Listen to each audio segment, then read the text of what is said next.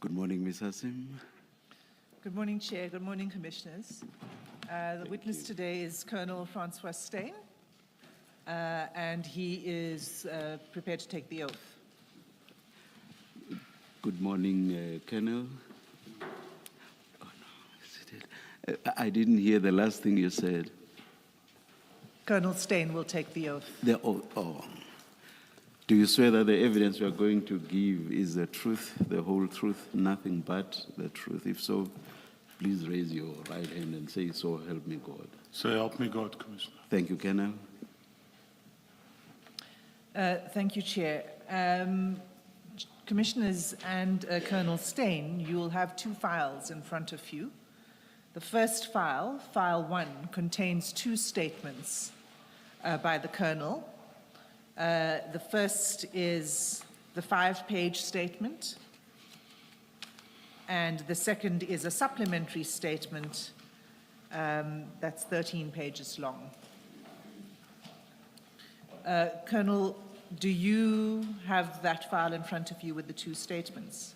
I indeed do, Commissioner. Can you turn to the first statement, please?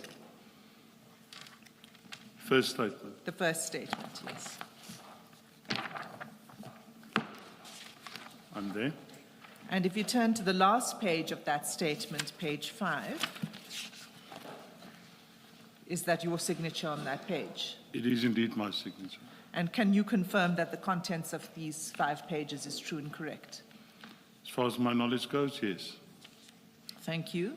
Can you then turn to the second statement, the supplementary statement? I'm there. And can you go to the last page of that statement?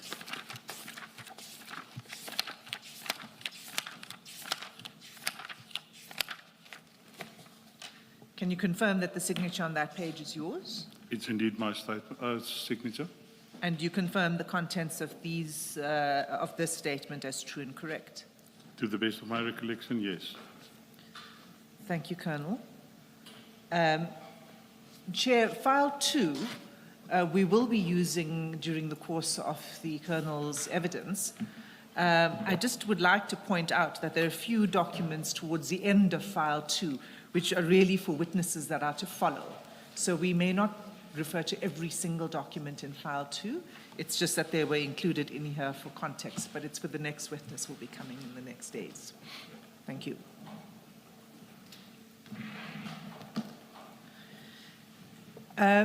Colonel, before we start with your statement, just provide a bit of context for the commissioners. What we're going to be dealing with, as you're aware, last week we dealt with the drug bust at Port Shepstone. Did you see any of that? Yes. And the stream that we are concerned with this week is a second drug operation, and that was in Eriton in Gauteng. You confirm that? Yes. And you're familiar with that drug bust in Eriton? I am indeed. And that was a drug bust of about roughly 700 kgs of cocaine. 715 kilograms, yes. What's the street value of that amount of cocaine? Street value of a kilogram of cocaine is roughly 400,000 rand per kilogram. 400 per kilogram? Yes, ma'am. Okay, so an amount this size is quite high value. It's roughly 300 million rand. Yeah. And this occurred on 9 July 2021, this drug operation? That is correct, Commissioner. And is it correct that there have been no arrests currently linked to this operation? That is correct, Commissioners. And is it correct that there have been serious allegations of police interference in the investigation of this crime? That is indeed correct. Thank you. So that's just to give the commissioners a sense of why we are dealing with this particular issue and where we're going with it. Let's begin with your supplementary statement.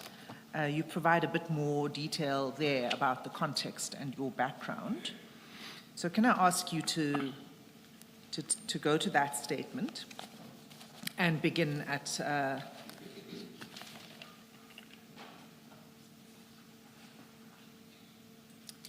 at paragraph 5.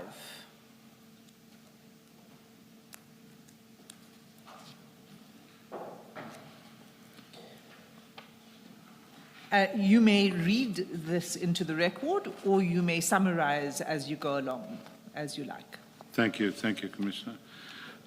Commissioners, I joined the South African Police Service in 1987. I started off at the uniform or the station environment. During 1989, I was transferred to the Hillbrow Vehicle Theft Unit in Johannesburg, where I attained the rank of lieutenant. During 1995, I was promoted to captain, whereupon was appointed unit commander of the Vehicle Finance Fraud Unit. In 2001, I was appointed to the rank of superintendent, currently equivalent rank to that of lieutenant colonel, and transferred to the syndicate fraud unit in Johannesburg. In 2002, I was transferred to the organized crime unit in Pretoria, where I investigated various matters, to inter alia include that of narcotics-related offences and, for example, vehicle theft as well. During 2006, I was promoted to the rank of senior superintendent, presently equivalent rank to that of colonel. I was appointed as the unit commander of East Rand Organized Crime Unit.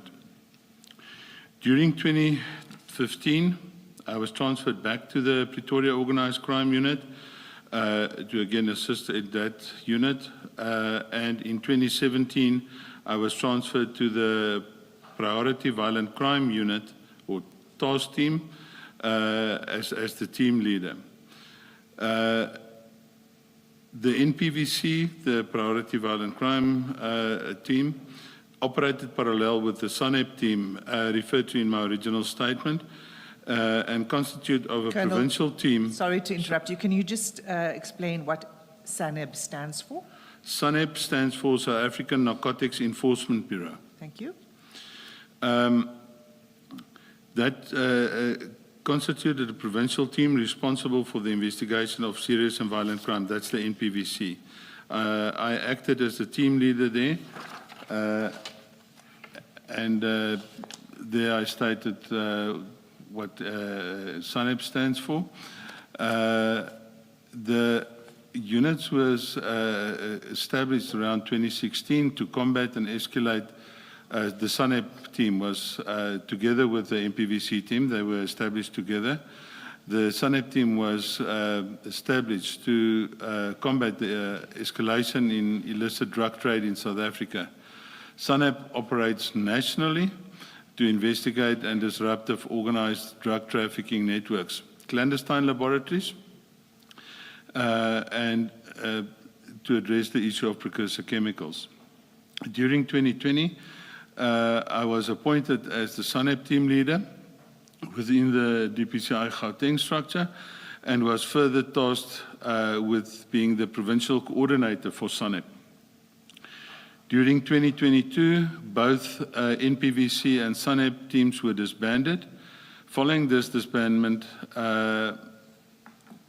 of the four set teams, I remained stationed at the provincial office, where I continued with being the project manager of undercover investigation into a drug syndicate.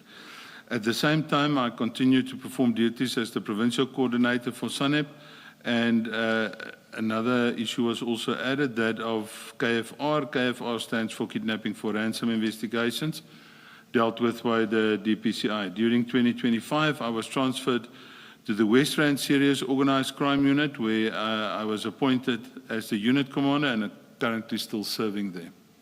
So you've got quite some experience in dealing with drug seizures and enforcement, narcotics enforcement, right? That is, yes. You've got a particular interest in that, as I understand. Absolutely, yes. Yes, Commissioners. Okay, continue with your training and qualifications. During the course of my career, I completed numerous specialized investigation courses, inter alia, including but not limited to forensic investigation course, criminal investigation course, detective course, Organised Crime course, Anti-Kidnapping and Extortion course. In respect of my tertiary education, I obtained the following qualifications: a National Diploma in Policing, National Higher Diploma in Policing, it was later changed to the BTEC degree in Policing. I did a diploma in security management, private security management, and then I did a year certificates in project management and a year certificate in strategic management. Continue. My current responsibilities as I'm serving as the Unit Commander for Serious Organised Crime Investigations in Westland, except for the day-to-day management of the unit, I also oversee the investigations involving, to inter alia, include narcotic-related offences, cash-in-transit robberies, police killings, illicit gold and diamond dealing, infrastructure-related crimes, trafficking in persons, and kidnapping for ransom investigations. I'm also, as I indicated, continuing to perform duties as the Provincial Coordinator for SANEP and KFR investigations. In such a capacity, I coordinate most major investigations dealt with by the aforesaid structure within the Gauteng province. Following the disbandment of the narcotics team, as indicated, each DPCI serious organised crime unit has members within the unit responsible for narcotic investigations, commonly referred to as the SANEP section. Whenever major narcotic investigations arise, including, for example, drug labs, I assist the investigators involved in such matters. SANEP further has a national coordinator by the name of Brigadier Deva Naika, who performs the similar coordinating functions, but on a national level.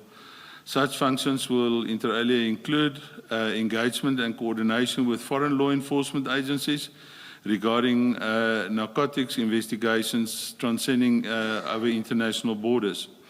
I've attended some of these meetings with Brigadier Naika in relation to such international coordination efforts. Each province also has a SANEP coordinator who, through the national office structures, coordinate investigations extended across provincial borders. Thank you. And then in paragraph 26 and 27, you say that you've got a particular interest in experience in narcotic investigations. Do you want to expand on why it is you are particularly interested in narcotics enforcement? Commissioners, it's a very interesting field. You know, the criminals come up with very innovative ideas in terms of transporting their drugs, hiding their drugs, trying to avoid detection and the like. And I feel that drugs, in essence, is the root cause in our society at large of well, most crimes are being committed and the like.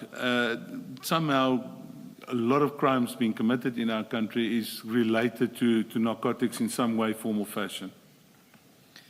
Thanks. So, you know, you're going to go into this in a moment, and I just want to get a sense from you about the size of the problem that we face. The size of the problem that we face is, in my opinion, it's like any commodity. It's all about supply and demand. So if you have a situation where supply is less, if I can refer to the Boyson's case, for example, we took over 700 kilograms off the street, and still that did not influence the street price that much. So that just goes to show how big the problem is and on what amounts these drugs comes into our country, or even for that matter is manufactured in our country through the illicit drug labs. I want to take you a step back. I just want to understand how you make the connection between the availability and use of narcotics and that being the root cause of most crimes. Can you? Commissioner, to answer your first question, sir, is that at the end of the day, if I can use the current example, there's foot and mouth disease into our country. And what happened then, there was a shortage of red meat. the prices skyrocketed. So if that makes sense in a way that it's all about supply and demand. So even if we remove a large contingent of supply, there was still enough to feed the market in the sense that the price didn't escalate that much. I hope that answers your question. So. But how does that feed into other forms of crime? You said it's the root cause of most crimes. Other forms of crime, Commissioner, people would steal and would rob. I mean, even within families. I sometimes also deal with the social crime prevention individuals at station level, where families are being torn apart because family members that are drug users would steal from their own family to feed their habit. Thank you. Thank you, Commissioner. Thank you, Colonel. Can you turn to the next section, which is the challenges that you face in narcotics investigations, and that's from paragraph 26 to 35. Would you like me to continue on that? Yes, please. Okay. During the course of my duties, I've identified several challenges relating to narcotic investigation. One such challenge is the delay that the investigators are experiencing to obtain the analysis reports from FSL, the Forensic Science Laboratory. In this process, the analysis process might take months for the investigators to actually receive an analysis report or 212 statement to indicate if these are indeed drugs and what type of drugs it is that has been seized. The further challenge relates to let me pause you there, Colonel. So the analysis report that we're talking about here is a report that establishes that what was seized is indeed narcotics, and two, what form of narcotics it is, whether it's cocaine or mandrax or heroin or whatever. That's the analysis. That is indeed correct, Commissioner. And you say that this may take several months. What is the reason for is that? What is the reason for that longer turnaround time? It has been explained to us that at the end of the day, it's the workload that the Forensic Science Laboratory sits with. I think that explains it in a nutshell. And we're going to return to this when we look at it specifically in the Ayrton, the Boyson's case. Yes, ma'am. Thanks. Continue with the next paragraph. The further challenge relating or one of the further challenges relates to the transportation and safeguarding of narcotics exhibits. There's the other challenge is there's also a shortage in terms of experienced, skilled investigators within the SANEP environment. In addition to this... Sorry, Colonel.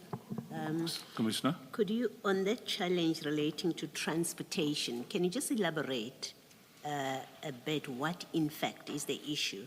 And I ask because with a previous witness relating to the Potchefstroom, the testimony about the Potchefstroom drug bust, we were informed that the transportation involved a track and trace team, and I think made up of TRT members, if I'm not mistaken, and we're told that that is in fact proper, that's what happens. So when you say there's a challenge, what in fact is the concern there? Commissioner, the issue is that, if I can start with the transportation first, I think you have indicated it correctly. Especially if you have a large consignment of exhibits that was taken. I think the good advocate related to or mentioned the issue of the street value of this exhibits. And then you have to make extra security and safety plans that you have to have in place to actually secure this exhibits when it's transported from point A to point B. Does that answer that part? Sorry, Commissioner. I'm not quite sure. I think on the face of it, when you say there's a challenge relating to transportation, it would either suggest you don't have enough resources, as in people being available. If there's a track and trace, that's their job to do. You may be suggesting, possibly, that you find many times you don't have sufficient people to do that. It may be a concern about the vehicles, that you don't have specialized vehicles to transport those kind of things. So I'm trying to understand what practically is the concern, and is it a concern that is capable of being fixed, and if so, how? That's behind my question. Thank you, Commissioner. Yeah, the issue is that for a long time we didn't have the correct vehicles. The DPCI has now obtained armored vehicles, which will make that a lot easier. And if I can take the Commissioner back into the time of this operation, remember it was during COVID times. And there was a number of challenges because most entities operated on skeleton staff. So to get extra people like the likes of the TRT, the Highway Patrol, the Flying Squad, to assist one in actually safeguarding these exhibits was a challenge at that time, but that has also bettered from then to now in terms of availability. If I would, for example, have to transport these exhibits now, there is the TRT teams within the different police precincts have been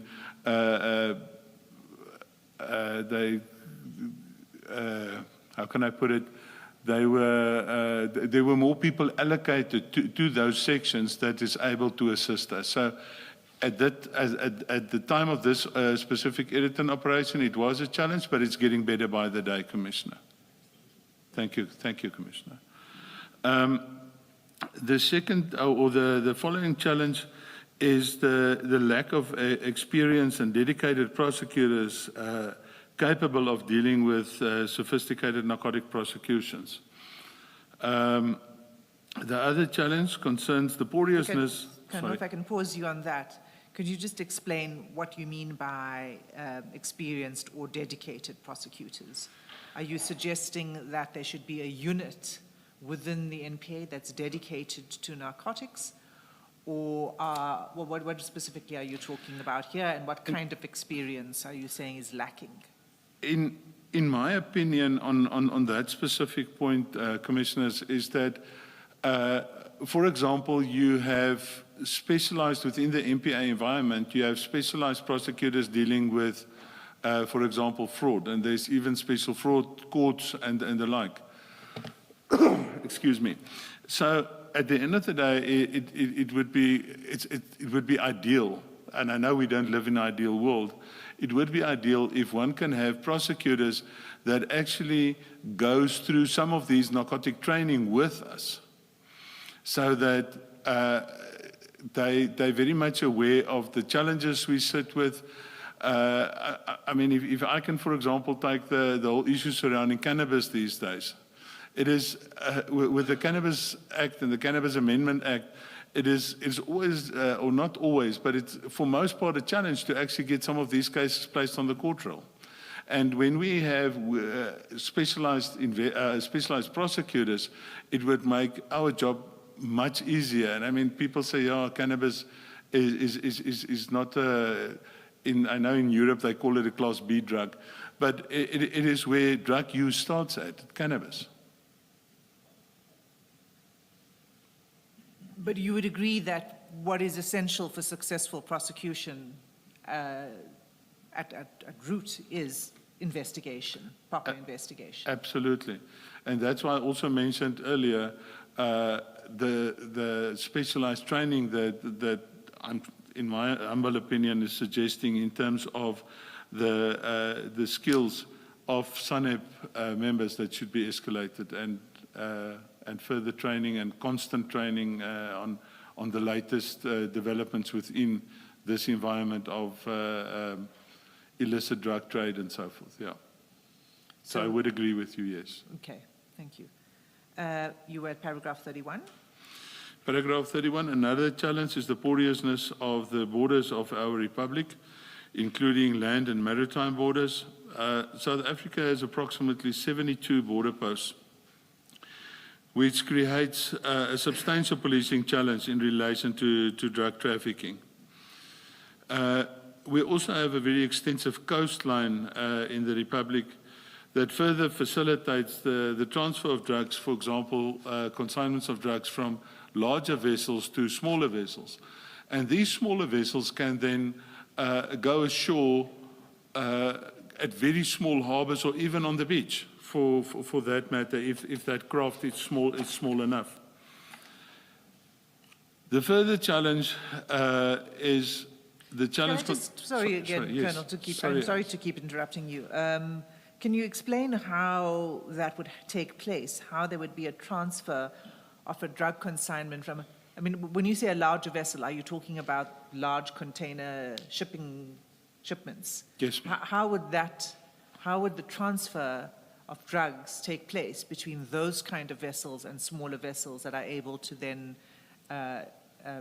sort of dock at a small harbor or on a beach? If we can, for example, stay with the cocaine bricks that we're dealing with in terms of the irritant thing. So what they do is they manufacture or come up with a floating device, and this floating device is then packed with this bricks.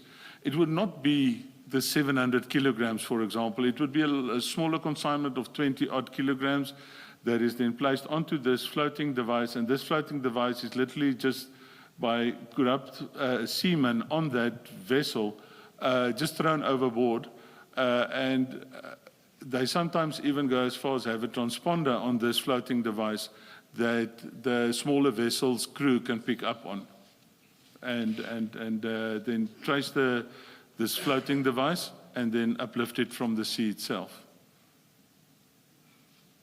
Thank you. Okay, so, and we are vulnerable to this because we're a coastal country. Yes, ma'am. Paragraph 33. A further challenge concerns legislation relating to narcotics exhibits. At present, narcotics exhibits must generally be retained until finalization of the criminal proceedings, and that process can take years. Sorry? Are you expanding on that paragraph or are you moving on? Can you just explain that paragraph as well?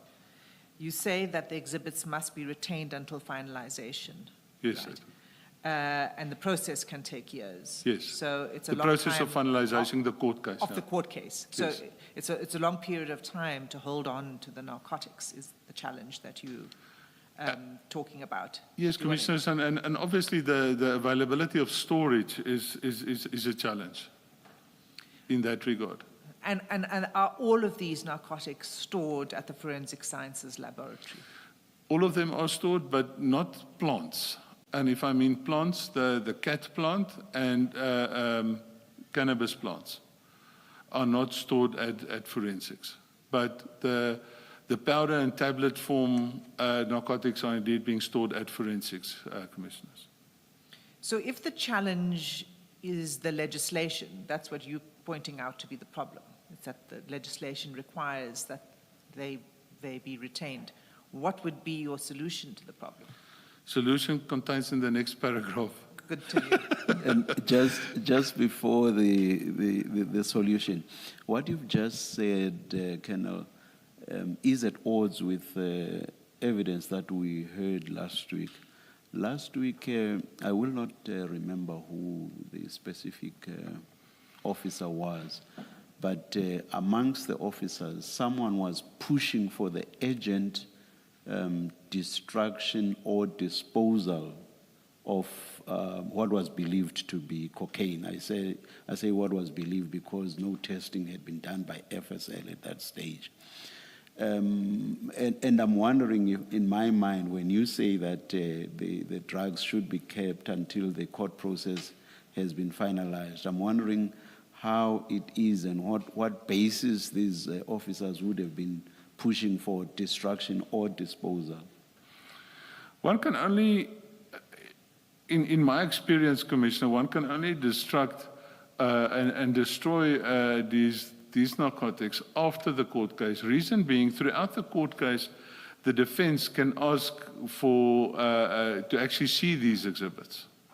And maybe test them for themselves as well. Yes, sir. Yeah. All right, that's... So is it that it's as a matter of law or instruction, protocol, such exhibits may not be destroyed until the case ends? I'm not sure if it's law. I speak under correction, Commissioner, but it is an instruction, because at the end of the day, if those exhibits are asked for by the defense and we are not able to produce them, that might definitely harm our case in court, Commissioner. So an officer who asks the laboratory whether and procedure and whether these can be destroyed before the trial had run, knowingly speaks against the instruction. I mean, if there is an instruction. In my opinion, yes, Commissioner. Thank you. I'm just thinking, nobody had been arrested in the matter I'm referring to, but it was only about 5 months. Where you do not arrest any suspects, what are the prescripts? When do you give up and when do you then destroy? What's the timeline? I don't think there's a specific timeline, Commissioner.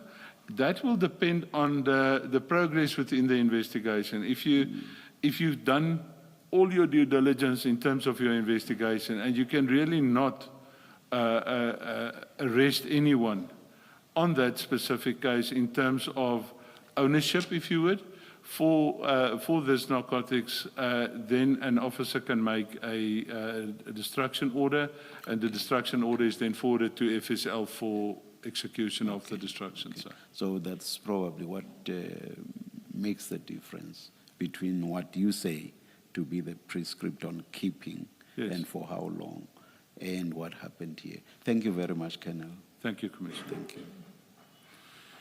So the situation at present is that the instructions are that it must be retained, right? If there's a running court case, yes. Okay.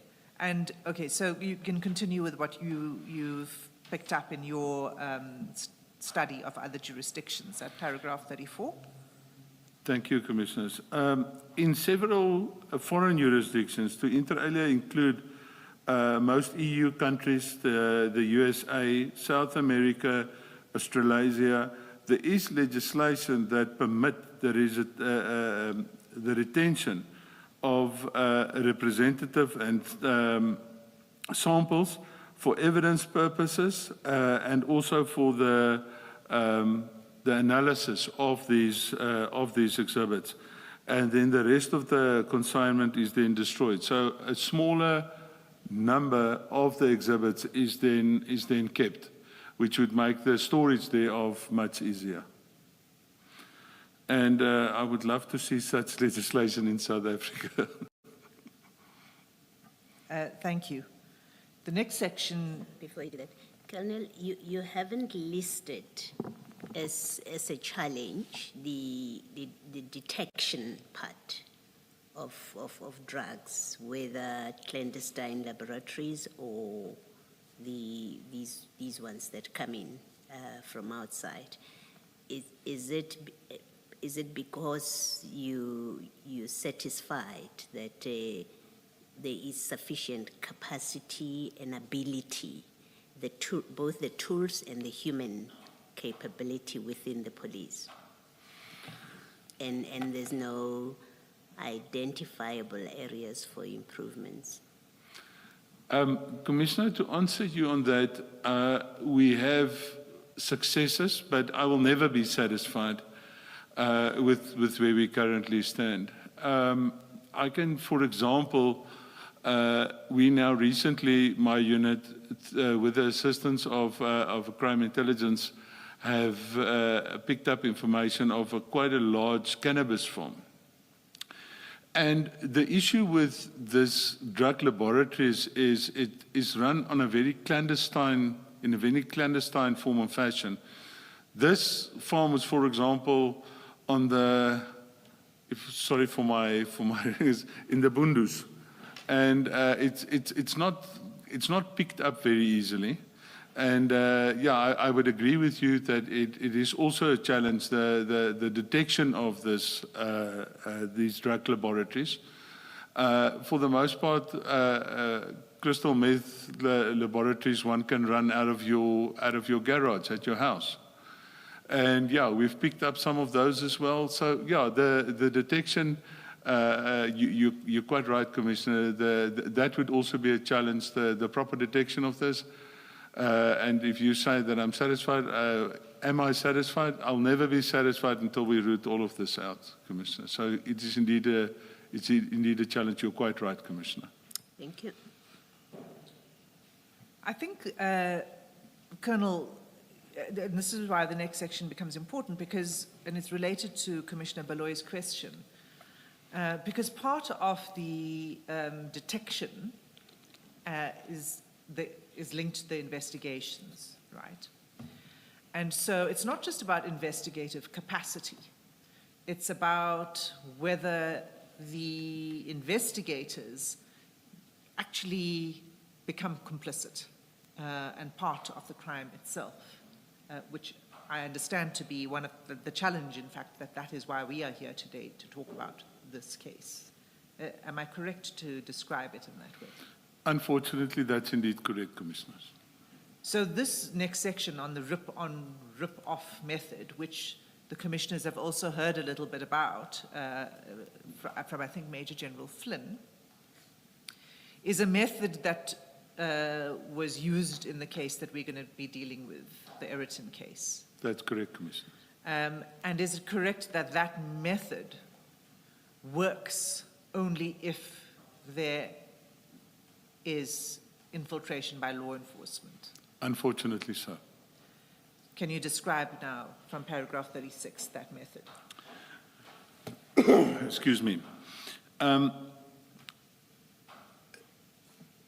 It is our understanding that narcotics are frequently concealed in so-called legitimate cargo consignments. This concealment takes place in the country of origin where these containers are packed. That is where the so-called rip-on part of this modus operandi comes to the fore, where drugs are concealed. The Eriton case, for example, it was a container containing body parts for Scania trucks. Scania doesn't have a manufacturing plant in South Africa, but an assembly plant in South Africa. And because of the issue that these containers move a lot at sea, there's a space left between the door of the container and the body parts itself. And that cavity is a meter, just over a meter wide. And then we are of the opinion and of the belief, based on what we have picked up and also discussed with colleagues, as I indicated earlier, from other foreign law enforcement agencies, is that when that container then is moved from the owner or the person that rents this container towards the port where the container is shipped from, in that process or in that route, that container is diverted, and it happens very quickly. That's why the rip part of the rip-on happens there, is mentioned there. Then what happens is that this drug consignment is then placed in that cavity. Duplicate seals are then manufactured, and the container is sealed again, because the seal number of a container must correspond with the shipping manifest of that specific container. That container is then placed on a vessel, and in this Eriton case, the vessel left from the port of Santos in Brazil, where the Scania manufacturing plant is in Brazil. So it was transported from this plant to the port of Santos, and from the port of Santos, it came to South Africa, being Durban in KZN. Then, as was indicated, this drug syndicates then have to employ some other person within law enforcement, be that the police, be that customs, SARS or the like, so that they can try and stop this container from going its normal route, to allow them to do the rip-off, where another set of seals is then again used to seal the container again as soon as they rip off this consignment of drugs, and then the container goes on its merry way to the end user of the legitimate cargo within the container. Could you provide an example of how that would happen at the level of customs and SARS enforcement? I mean, how is it that customs officials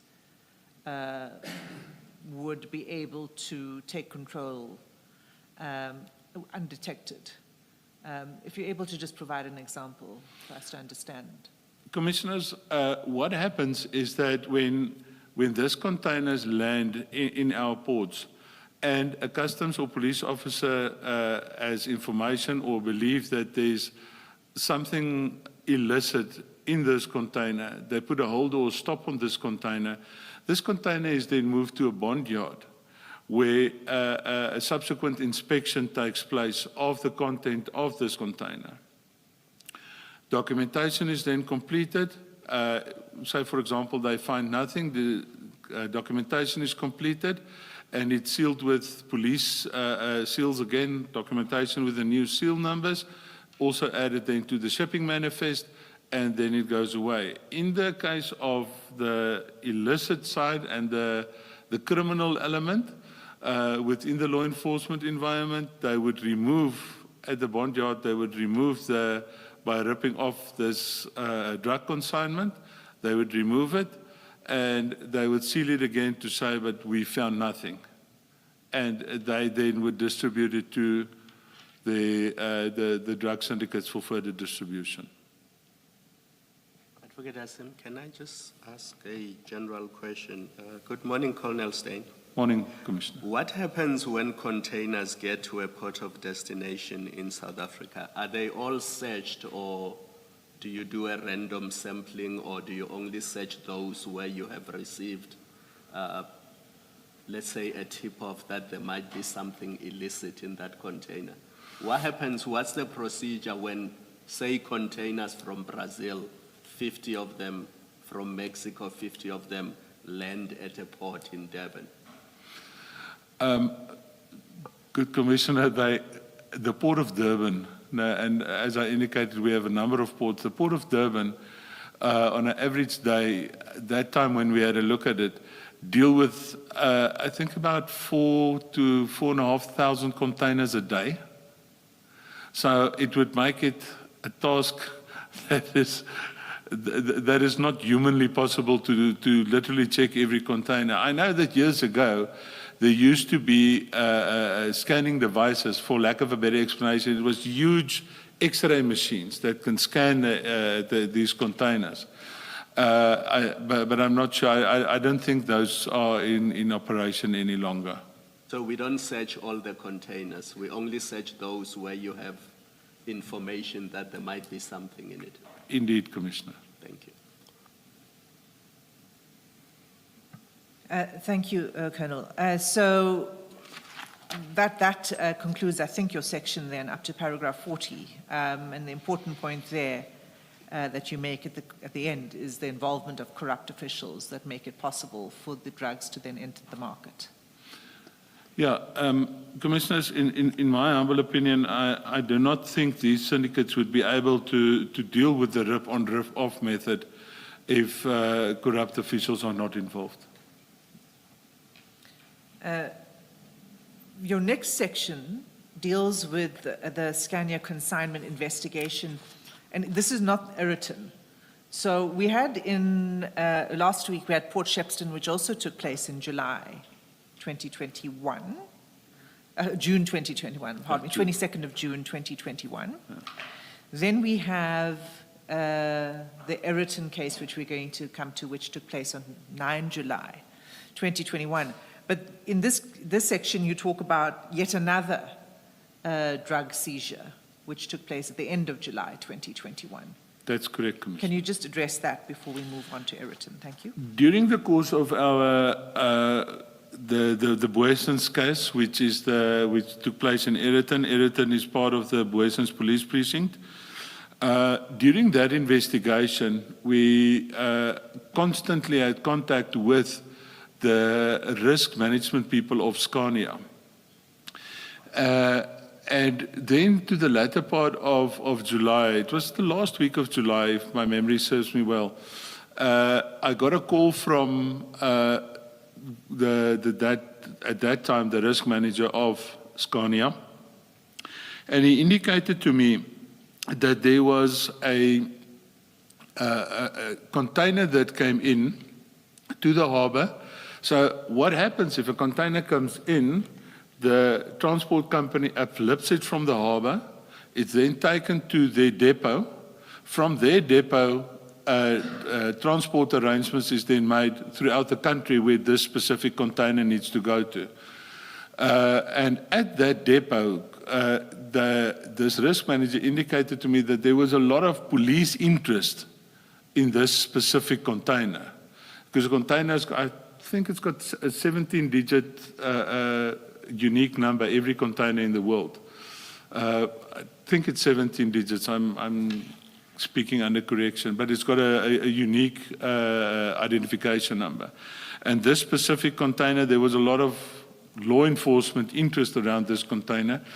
And he then requested, because of the issue of the 9th of July, he then requested that can the DPCI not get involved in this, to come to this, this yard of the transporter to actually deal with the matter so that there's no other law enforcement involvement into this container. Can I continue with? Why DPCI and not other law enforcement? What was the concern? I think my opinion is that Scania was happy with the way that we dealt with the Boesens, the Eriton case.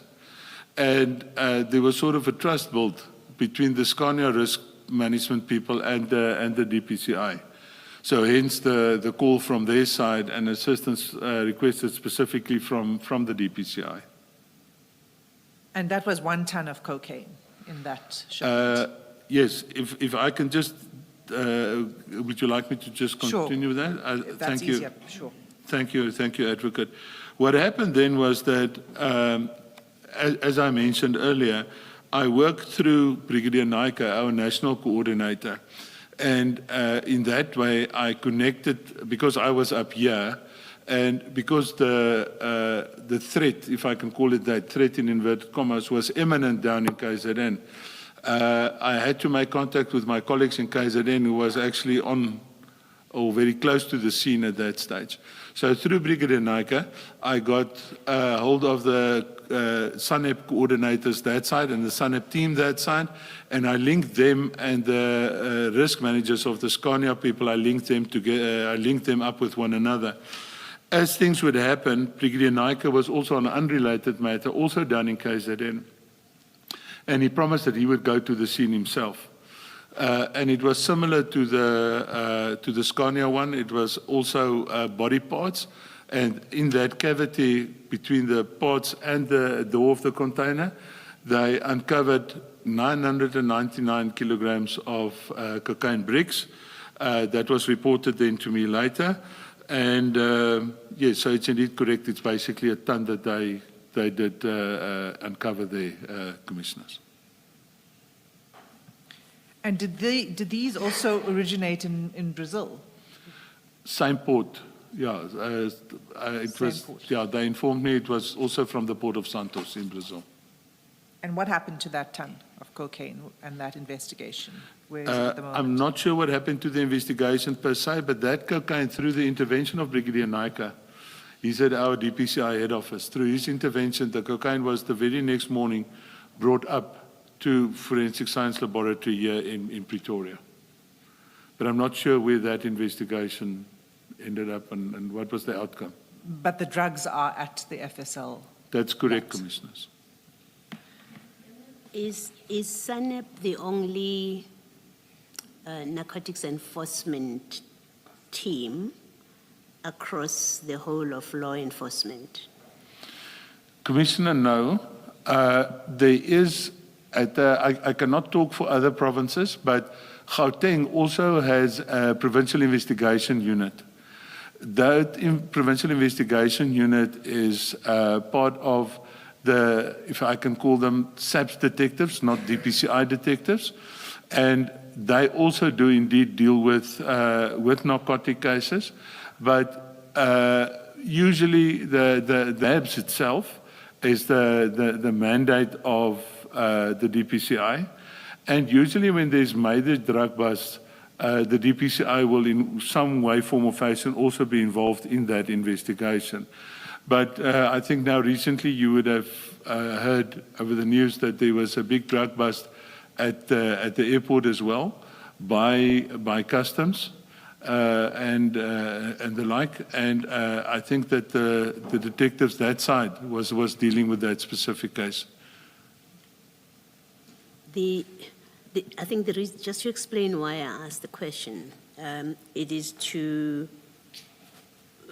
see whether, is there a reason that you shouldn't have a SANEP kind of, where with every drug bust that SANEP gets called to the scene?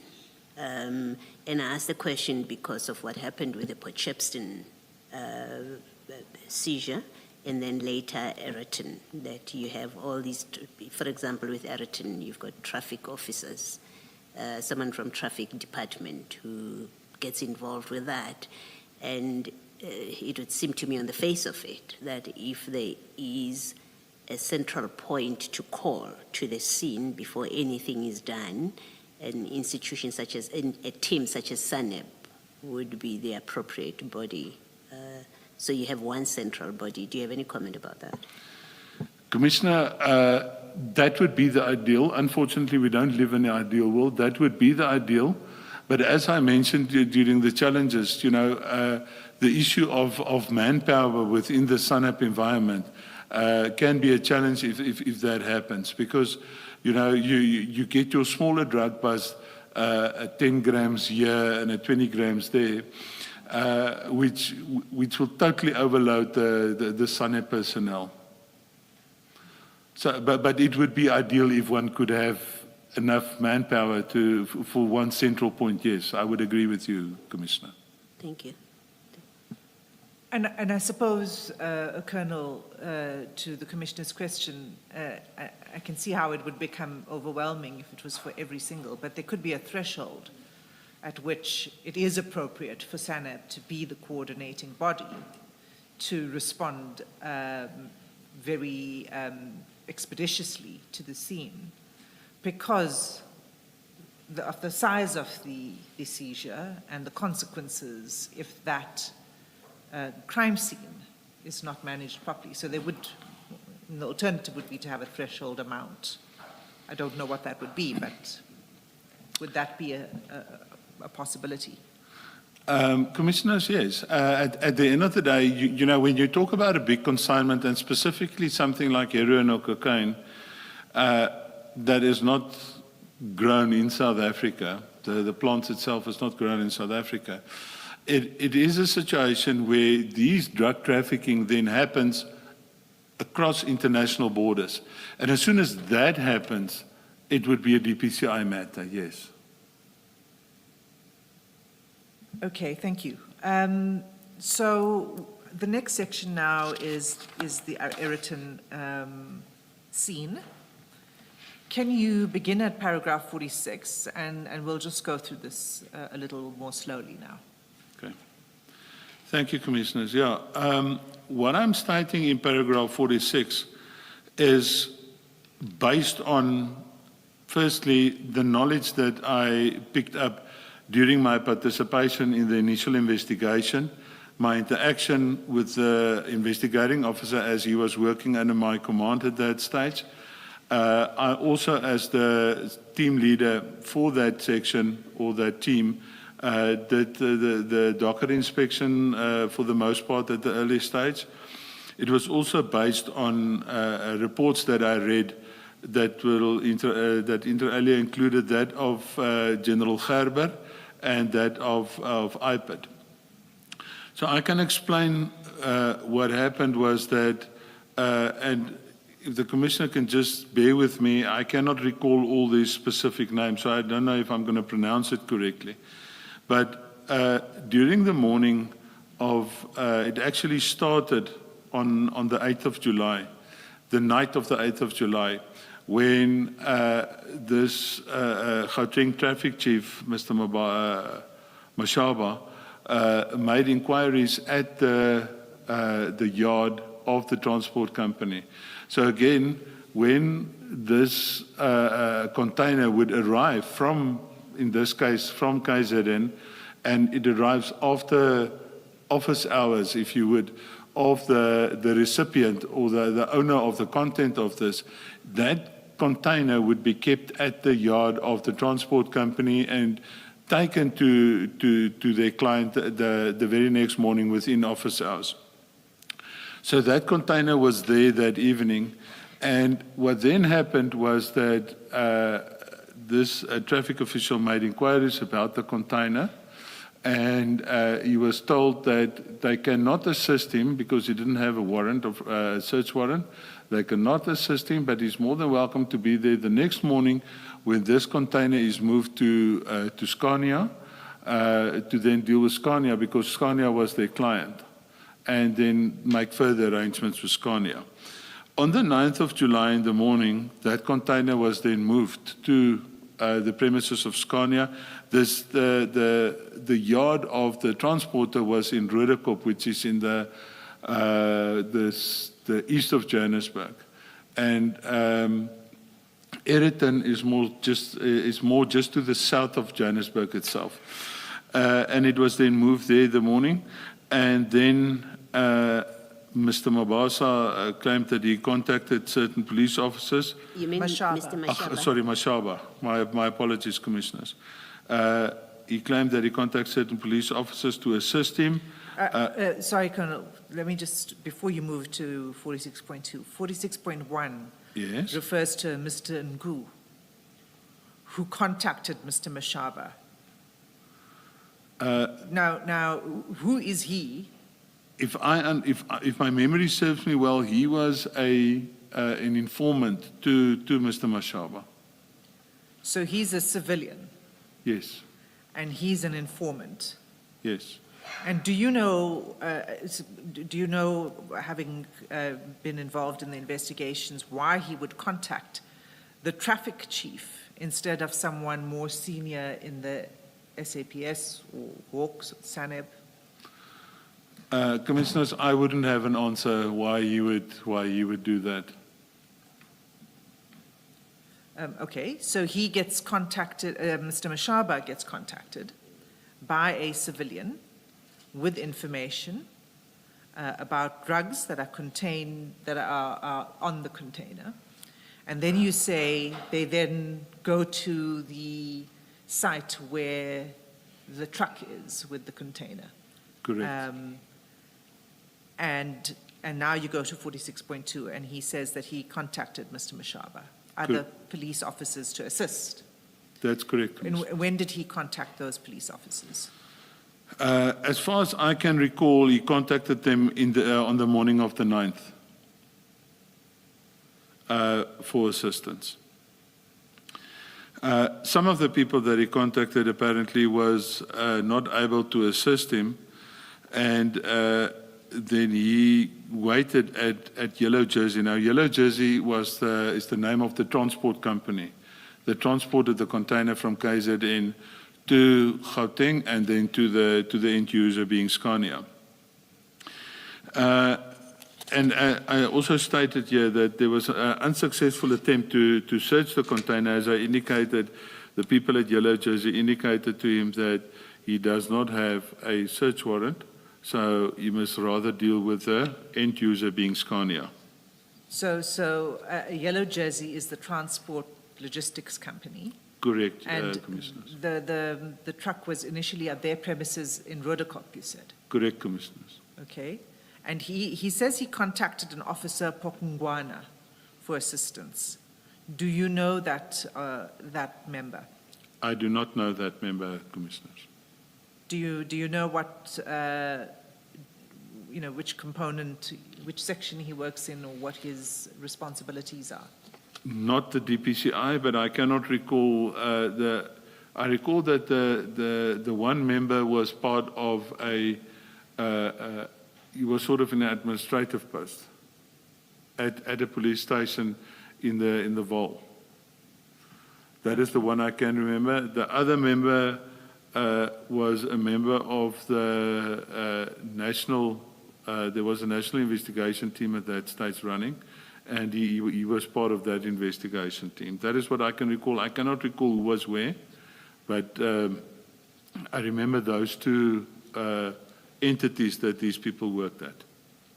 Okay, so I just want to be a bit more specific about these people. So it's he first contacted Officer Pokungwana. He couldn't assist, and he referred Mr. Mashaba to Officer Mkhane. That's right? Yes. That's what I picked up out of the reports, yes. And you say Mr. Mkhane was initially unable to assist. That's what I picked up from the reports. I was not privileged to that conversation that the two of them had. Okay. But he then did join Mr. Mashaba. As far as I remember, yes. And where he joined Mr. Mashaba was at the Yellow Jersey premises. I would not know where exactly he joined them, but according to what I can recall, he joined them at the Scania premises in Ayrton. Okay, so 46.3, it was, maybe if you read 46.3 and 46.4. Okay, yeah. You can read it into the record. Mr. Magana initially was unable to assist, but later joined Mr. Mashaba and Mr. Nku at Yellow Jersey, where the truck was stopped. 46.4. Following an unsuccessful attempt to search the container at Yellow Jersey, it was agreed between the shipping company and the officers at the truck. The truck transporting the container proceed on a police escort to Scania, being the final destination of the shipment. Okay, so the unsuccessful attempt here is what you were describing earlier, was that the Yellow Jersey officials said that it needs to, they prevented them from, because there was no search warrant, prevented them and said, you can deal with it when you get to the end destination, which is Scania. That's indeed correct, Commissioners. So, and it says proceeded under police escort to Scania. Who was the police escort? As far as my knowledge goes, except for Mr. Mashaba and company, there was no police escort per se. It was security personnel from Yellow Jersey that escorted the truck, because the personnel at Yellow Jersey was uncomfortable with this whole line of inquiry. I think, if my memory serves me well, that was the reason why they sent a security officer in a separate vehicle with the truck to Scania. So, what would have been the appropriate response at that point in time? You've got now a traffic chief, and you've got a police officer. What would have been the appropriate protocol for them to follow at that point at Yellow Jersey? At Yellow Jersey. I would have placed the seize on the truck, and I would have obtained a search warrant, and I would have searched the truck at Yellow Jersey. So this thing of saying, well, we'll just follow the truck to the next destination is clearly just... If you have solid evidence, why would you allow them to do that? There's a lot of things that can happen en route from Yellow Jersey to Scania. And if the consignment was that big, I would have stopped the truck from leaving and wait for the courts to be available, give my evidence in writing to the courts, and then apply for a search warrant for that specific truck at the premises of Yellow Jersey. Instead, what they did was they allowed... Apologies. Also, you are able to do a search and seizure even without a warrant if you have a tangible basis for doing so, and if you fear that waiting for a warrant might defeat the purpose of the search and seizure. Absolutely right, Commissioner. Absolutely right. But at the end of the day, one would, sorry, can I continue, Commissioner? What one would like to do is to, if you have the opportunity to then get people there, secure the truck, go and rather apply for a warrant, it's a safer route to take, and we prefer to take the safer route rather than to take the route as explained by your good self, Commissioner. I wanted to ask a follow-up question, Colonel. Do the traffic police have authority to search and seize containers for drugs? Isn't there a unit that is responsible for that the chief should call to attend to the matter, while he waits at the scene, obviously, to make sure that the scene does not move or the drugs are not taken out of the container? But as a matter of principle, I had always understood that traffic police deal with traffic on the road. When it comes to containers being at, in this case, it would be the yard of Yellow Jersey, which is the company that is transporting the container from the port to its place of destination. Do traffic police have authority to just call a random policeman and a random security guard to come and help them search the container? No, Commissioner, that is not standard operating procedure, no. So I will agree with you to say that if I was in his shoes, I would definitely have called, a lot of people. I would have started with the local police station and then escalate the thing, as I indicated on one of the previous questions, at least to the provincial investigation unit dealing with narcotics. And if I see the size of the consignment after searching, I would definitely involve the DPCI on that matter, Commissioner. Because it raises suspicion that traffic police are themselves doing this. Indeed, Commissioner. Thank you. Colonel, we've had evidence that traffic officers or people in the traffic law enforcement space, their functions include crime prevention. And so with that, the answer that you give, that they don't have authority if they happen upon a drug consignment, it seems to me we may have to distinguish between what is prudent to do and what they are precluded as a matter of law or for lack of authority from doing.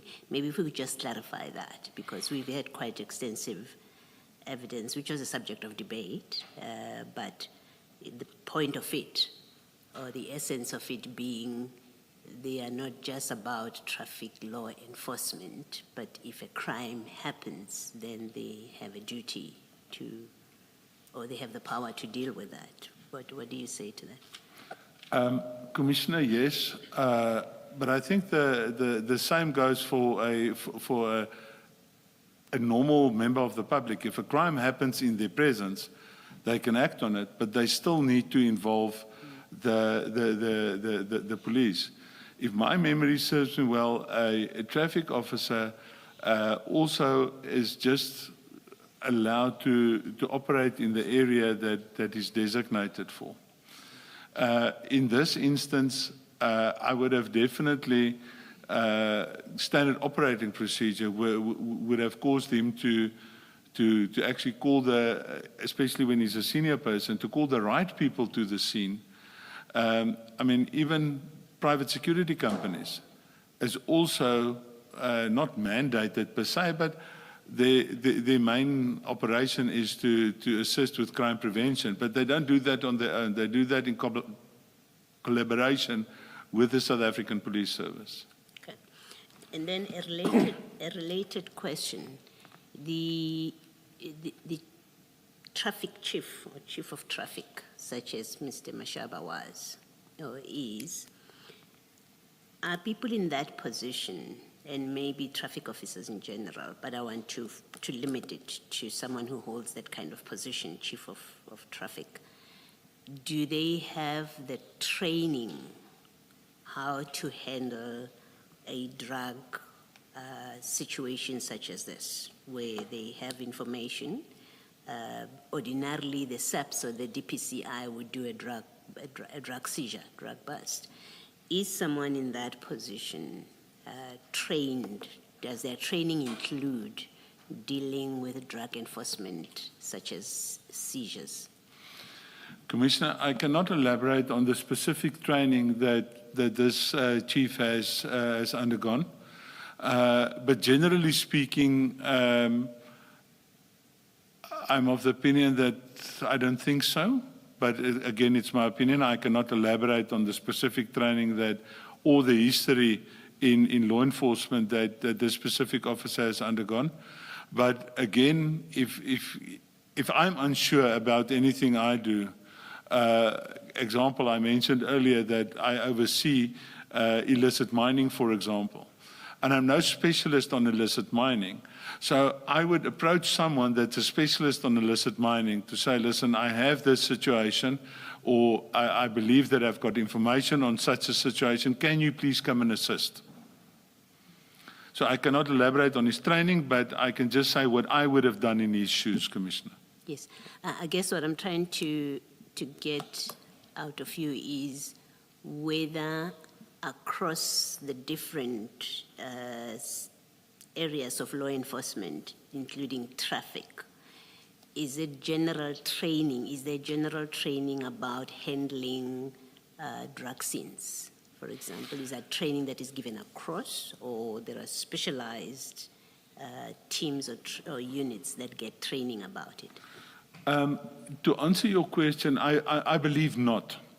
Why I'm saying this is that on 2 occasions now, I myself have, on request of personnel from the MEC of Safety and Security Gauteng's office, I have been requested to give sort of in-service training. The first time it was 3 days, the second time it was 2 days, to give in-service training to the traffic officers and even to the traffic wardens. And I know this is also a point of contention in Gauteng, but to give training to them, a very basic training, because that type of training takes years. Because you have to build up specific experience and the like, but to give them sort of just a sense on what to do. And one of the things I definitely mentioned there is, if you come across a drug lab, for example, or if you come across a large consignment of narcotics, what you believe is narcotics, because you cannot look at narcotics or at powder and say this is definitely narcotics. One of the things I definitely mentioned to them there is that, guys, you need to contact the correct people. Here's the people that you need to talk to, and here's how you deal with it. Rather safeguard the crime scene and get the people with the proper training in. Lastly, and maybe there's a way in which it fits with what you say, lastly, there is no, does it mean therefore that there is no protocol which guides a member on the spot who either comes upon information or comes upon drugs, who they should call next, how they should process that? You earlier on spoke about one of the people that Mr. Mashaba called to the scene is an administrator, if I heard you properly, was someone in an administrative capacity at a police station in the Val, I think you said. We've had cases where someone has called their friend because they say, well, I know that friend is always available, friend in the police still, but say, I know they're always easily available, so they will accompany me to a scene. I think here we also have instances of someone who has called a brother to come to the scene. So does that mean there are no protocols that would guide a police officer, whether traffic or any other person, that when you happen upon this, your next line that you call for reinforcement or for support or assistance in any way is your immediate commander, for example, or it has to be somebody within the jurisdiction or someone within your police station? There's nothing like that. Commissioner, no, but at the end of the day, a senior person like Mr. Mashaba, do I pronounce it correctly? Yeah. Would, in my humble opinion, ought to have known that at the end of the day, you cannot call someone that does analysis, crime stats analysis at a police station to come and assist him with major drug information. So there's nothing in writing per se, but if you know that you're going to sit with a major crime scene, you have to follow crime scene management protocols. And then if I have that type of information, I'd love to have someone with me that can actually deal with the correct protocols in terms of crime scene management. Thank you, Commissioner. Thank you, Colonel. Thank you, Commissioner. So what happens here, in fact, is none of that happens. Instead, the civilian employee of yellow jersey is able to issue an instruction and say, we're going. Yeah. Come or don't come, but we are going. That's actually what happened. Yes, Commissioner. And so then they arrive at Eriton, which is where the Scania warehouse is. Okay, so 46.5, can you read that paragraph, please, into the record? Upon arrival at Scania, the two officers, Mashaba and Manganye, allegedly opened the container and later claimed the bags containing narcotics fell from within the container, necessitating the bags to be loaded onto Officer Manganye's vehicle. It's an unmarked black van. It was a Nissan Bakkie. Okay, let's just pause here. You say later claimed that bags containing narcotics fell from the container. Were there other witnesses? The bags did actually fall off the container. You were able to establish later. Yeah, they, as far as my memory serves me, Commissioners, the personnel at Scania was instructed by Officer Mashaba to open the back of the container when these bags fell out. And as I said earlier, you cannot, by looking at a bag, say this bag contains narcotics. Let's have a look at those bags. How many bags were there that fell out? Yeah, I must lie to you, but it's 20-odd bags. Okay. So this is a photograph at page 4 of the exhibit bundle. Are these the bags that fell off the container? That is indeed correct. I didn't see the bags fell off the container. These bags were on this black bakkie when I arrived at the scene, but these were the bags that I was told fell out of the container. Do you know the source of this photograph?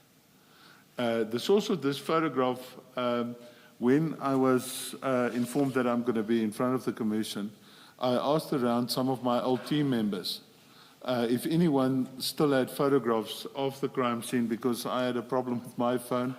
It was destroyed. It fell off the car's roof on the highway. So it was destroyed. So I didn't have photographs anymore. So one of my members, Warrant Officer Morris, actually forwarded the photographs that I submitted to the Commission's team. And this was one of the photographs. These are indeed the bags that was at the back of the black bakkie. These are not actual bags, are they? No, Commissioners, these are not actual bags. It's sort of black rubbish bags as we know them, combined with a very broad type, sticky tape that these bags are manufactured with. It's not normal bags. Even the handles of these bags are made with that sticky tape and the black bags. If we turn to the next photograph, page 5, can you tell us what we are looking at here? What you're looking at here is the content of those black bags. That would typically be what was later established to be a brick of cocaine. So what it looks like, if you can just confirm for me, is that, because this looks like a canvas bag with a zip, is that inside the plastic rubbish bags, basically? That would be correct, Commissioners. I think why they do this, I also asked the question, why they do this is, remember there's a lot of moisture when these bags are at sea. And it's sort of to protect that canvas bag with the wrapping. In the right-hand corner from my side, one can clearly see the black tape that was used to cover those bags. So inside the black canvas bag is this brick that's also wrapped in plastic. That's correct, yes. And that brick has got a picture on it. Yes. And what is that? I think there's a picture of the two types of brick pictures that we got. That is a Red Bull. I think the other photograph, if you would, is maybe I think the next photograph shows the next. So page 6 is just another example of the bricks. Yes. And this is a particular insignia. A particular insignia. That is a Red Bull. And what is the significance of this picture? The significance of this we picked up is that, excuse me, the end users, being the drug syndicate, specific syndicates have specific insignia that they request is put on to their product that is exported into our country for them. The other photograph, on one of the other photographs, you will see there's a black seagull on a white background. I just want So it's for specific parts of the syndicate. Right. Have you seen this particular insignia before, the Red Bull? Variations on the bull, but not the specific one. What type of variations? You would get it's also a Red Bull, but it's more like, a refined picture of only head of a Red Bull, or a Red Bull standing in the air, or, more than that one, or a more defined picture of a Red Bull and the like. So it's not it can mean that it was for different sections within the syndicate, or even a different syndicate that comes in on the same consignment. So, thank you. The next picture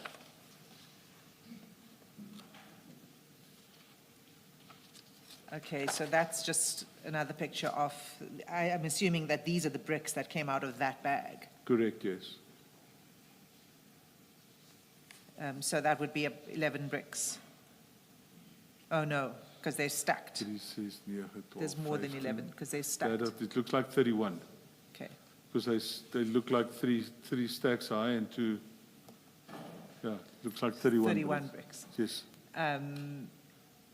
So the canvas carry bag carries about 31 bricks each. That seems to be at that stage, yes. Okay. All right, so the next photograph on page 8.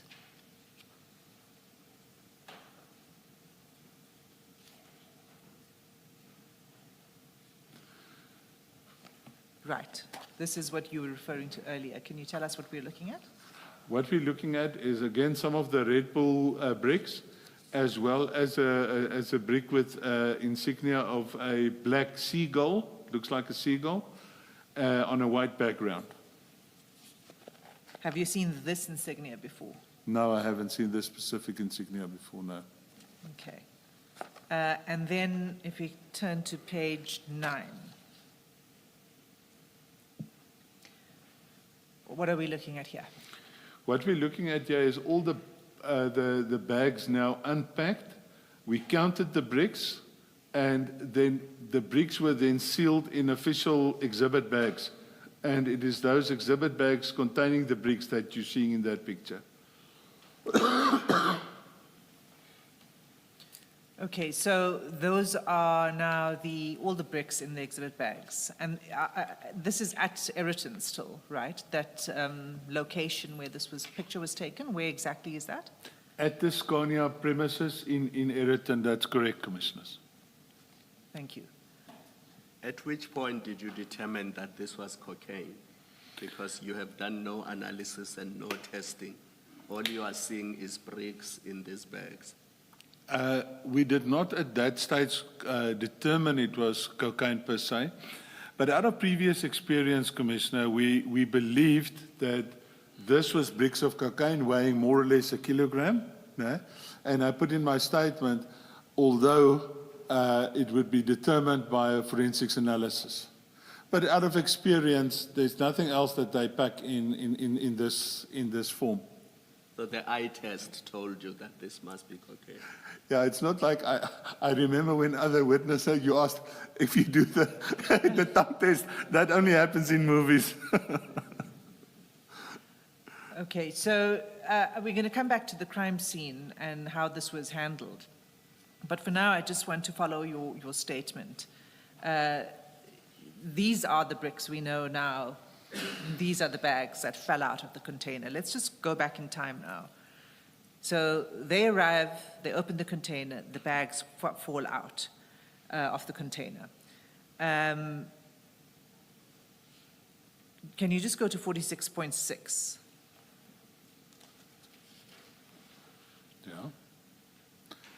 Yeah. 2 officers were then joined by another officer, Pakula.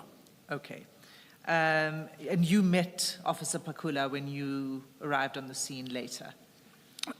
Warrant Officer Pakula was pointed out to me by then Captain Sebola, now Lieutenant Colonel Sebola, who was the investigating officer and at that stage crime scene manager, as one of the people that he was intending to arrest.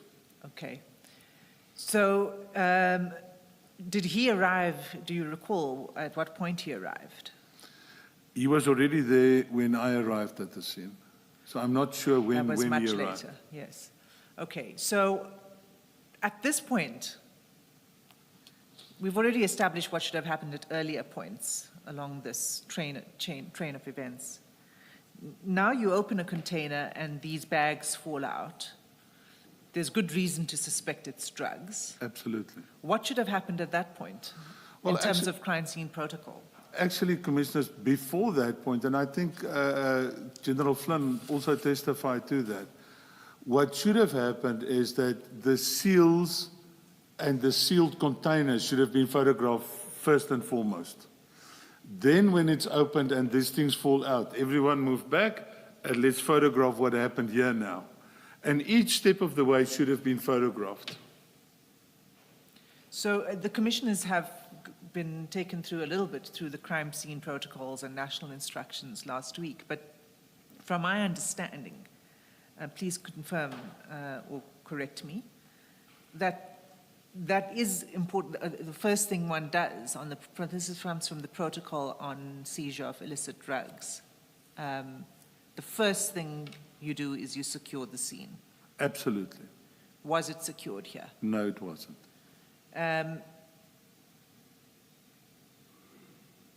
Okay, let's just go back to 46.7 as we deal with this crime scene. Can you read paragraph 46.7 into the record? During the time the officers were busy Colonel? with this, sorry?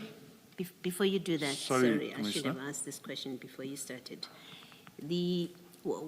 What is the purpose of photographing the container while it's still sealed? Can you just explain why you do that? Very plain and simple to show that if there's going to be a court case, to show that that seal is still intact. And to the best of whoever's knowledge, crime scene manager knowledge, that there was no tampering with that seal up to that point, to try and establish that, yeah. Up to the point when the police now become involved with it. Indeed, correct, Commissioner. Thank you. Thanks, Ms. Hassan. I think at this point, let's take the adjournment and resume at 11:25. Thank you, Chair. Let's adjourn.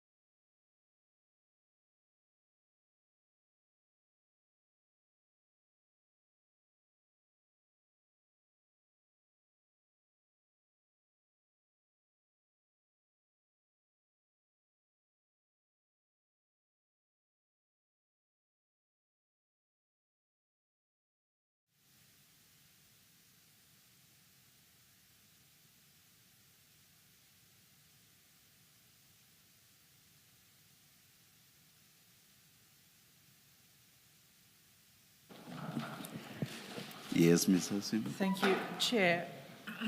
I ought to have at the outset requested leave for the exhibits to be admitted and marked. May I do so now before we continue with the Colonel's evidence? Please. Chair, it would be, so it's CJC 203, from CJC 203 to CJC 225. May I request that all of those exhibits be admitted into evidence? So admitted. Thank you, Chair. Colonel, we were at paragraph 46.7 of your statement, the supplementary statement. Could you read that paragraph into the record, and then I have some questions for you on that.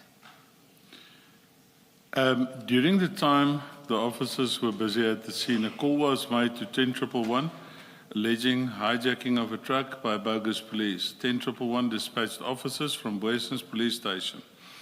Boysens Police Station approached these officers on the scene, and there seemed to have been a disagreement regarding where the exhibits and the suspect would be taken. There were also allegations that the 3 officers on scene had loaded the drugs on the scene in order to leave with the drugs. Okay, so the allegation here is that the bags that were loaded onto the black bakkie were going to be driven away. That is indeed correct, Commissioners. So I would like to, in fact, let's just pick that out from the record. If we could just turn to page 96 of the exhibit bundle, and that is a page in the report by Major General Gerber.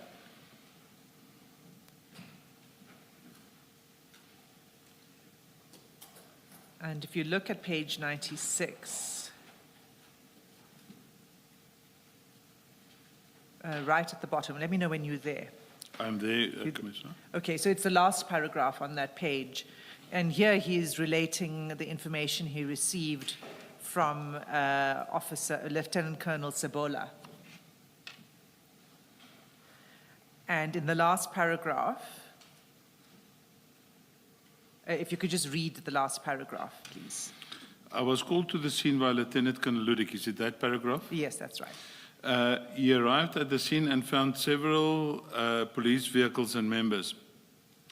He was introduced to Sergeant Ndau, who was in charge, and handed the scene over to him. The scene was explained, as well as those implicated. He was informed by Sergeant Ndau that the members wanted to leave the scene, and he parked his vehicle in front of the Nissan. He interviewed all the suspects and obtained their explanations. Okay, thank you. So it was Sergeant Ndau who was at the scene when he arrived. It's his evidence that says that the officers on the scene at the time, the first officers on the scene, that would be the traffic chief, Mashaba, and Officer Mahane, and Officer Pakula. Correct, Commissioner. Were allegedly wanting to leave the scene, remove the drugs from the scene in the bakkie. Is that correct? In terms of this report, yes. In terms of what Sergeant Ndau relayed? To Captain Sebola. Yes. Okay, so let's look at the flying squad two-way radio conversation that took place. And you'll find that if we start at page 27,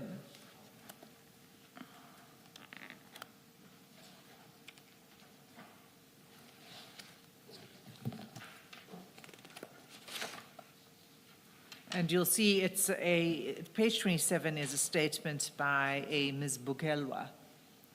Yes. And she provides a report of the interaction that took place with the flying squad members. Pardon me. Yes, Ms. Hassim, together with the page numbers, you should please also reference the exhibit number. Like this one is what, CJC 209. Thank you, Chair. Thank you. Yes, this is CJC 209. And the earlier one we just stepped off, what was it? The one at 90, was it 97 or 95? I've forgotten. That was CJC 216. 216, yes. And it was the investigation report by Major General Gerber, Yes. And Thank the you. page again was? page 96. 90. Thank you very much. Yeah. Colonel, if we could look at CJC 209, statement of Ms. Bukelwa, at page 27, that's where you find her statement. Yes. And she had been requested to provide the transcript of the two-way radio call. Yes, I see that. You see that, okay. And if you turn then to page 30, the actual radio conversation is transcribed.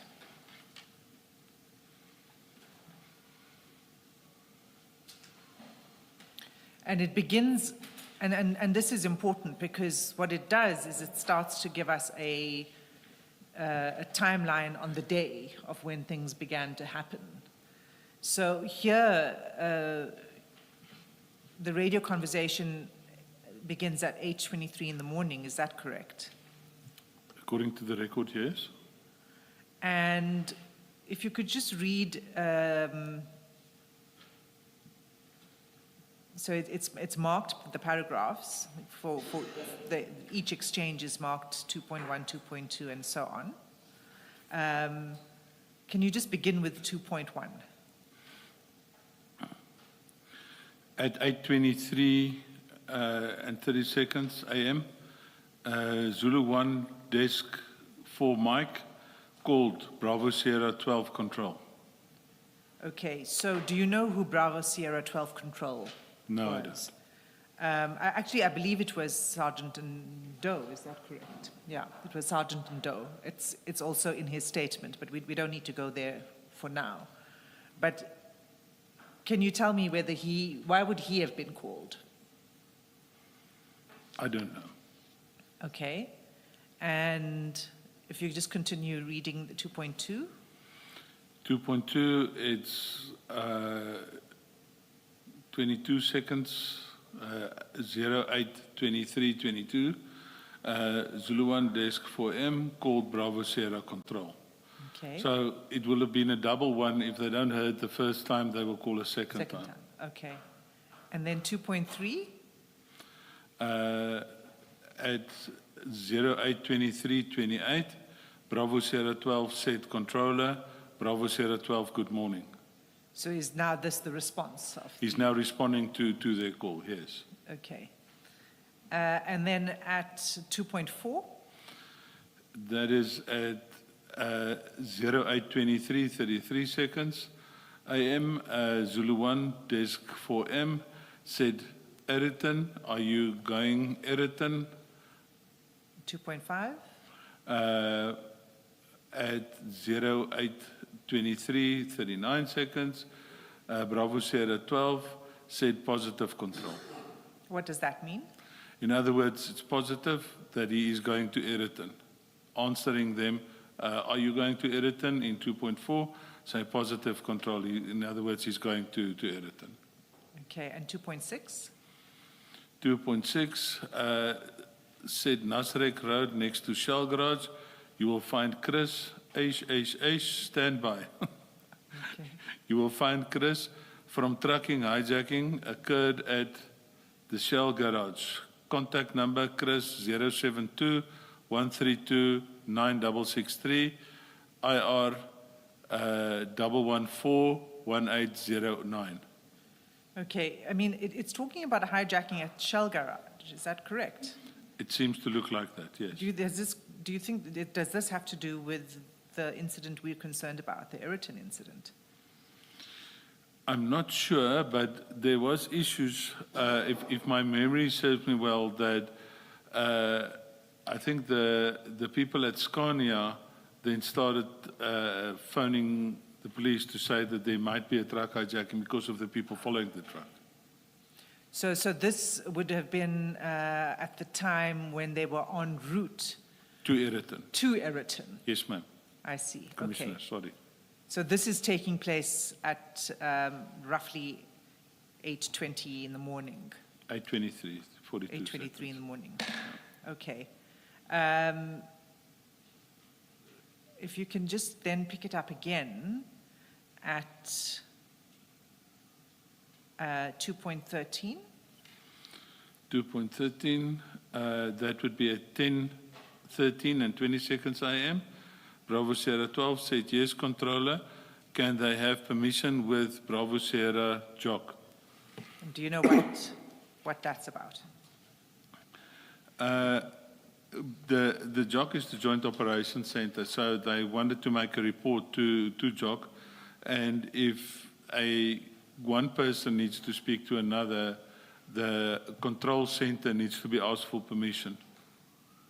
Okay. So what had happened here was that Sergeant Doe would have called the Joint Operations Center.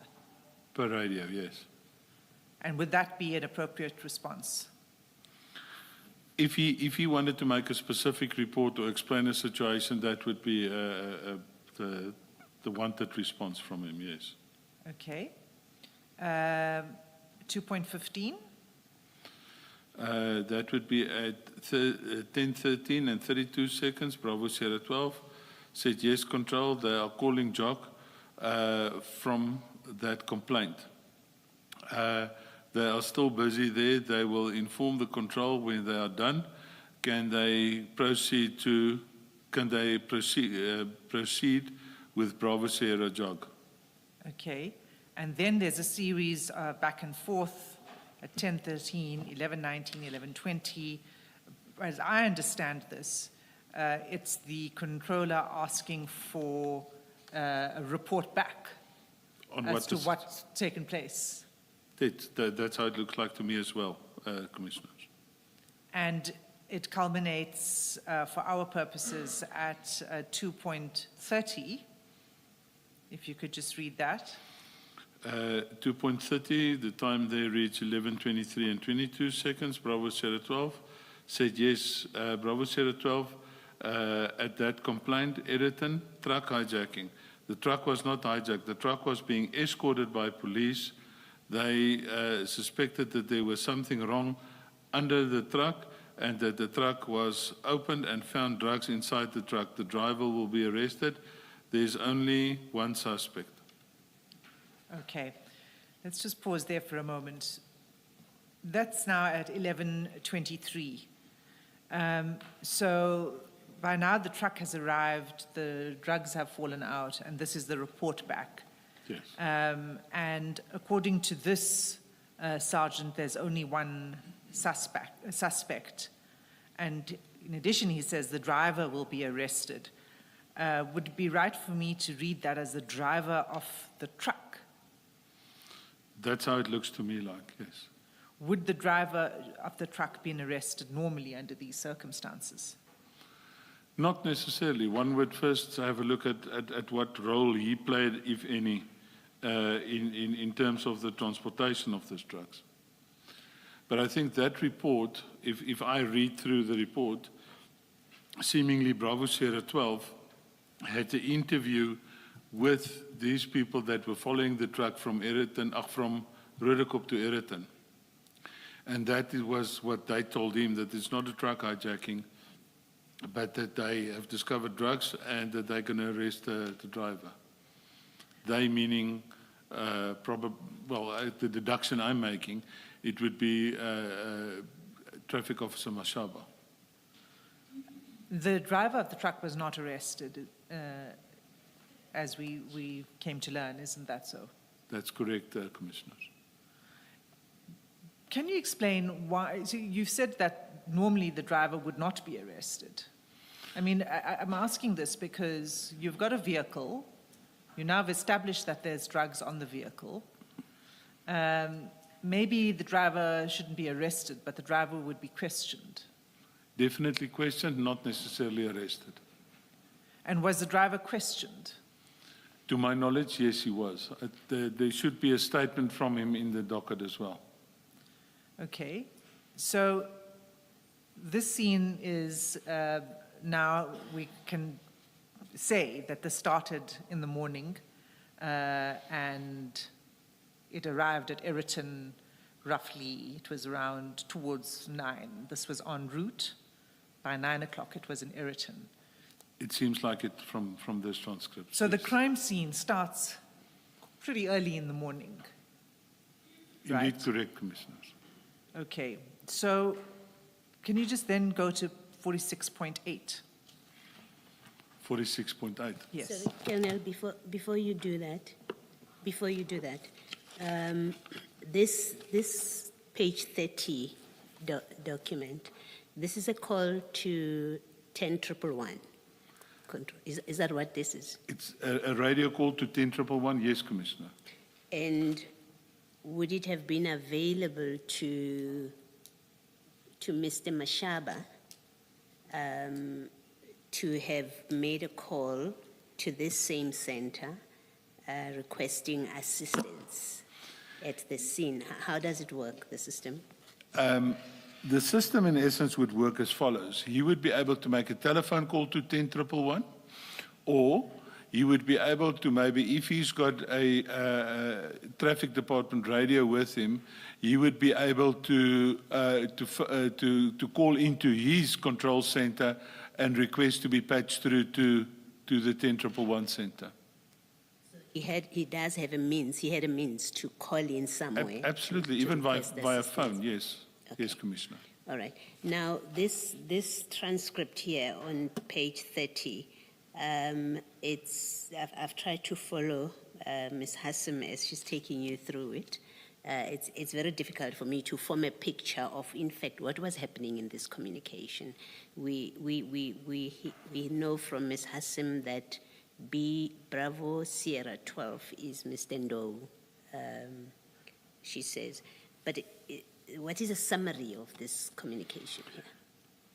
If I read through it and if I, with my experience, try to, excuse me, to make sense of this, is what happened was that a call came through, and in the 10111 center, they know where the vehicles are. So the 10111 center would naturally call a vehicle close to the scene and say, please go and have a look, please respond.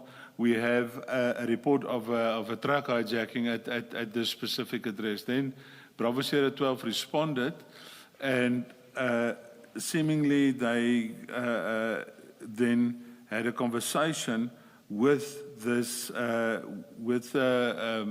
Mashaba and company, and they received the explanation of why are they following the truck, and it's not a truck hijacking.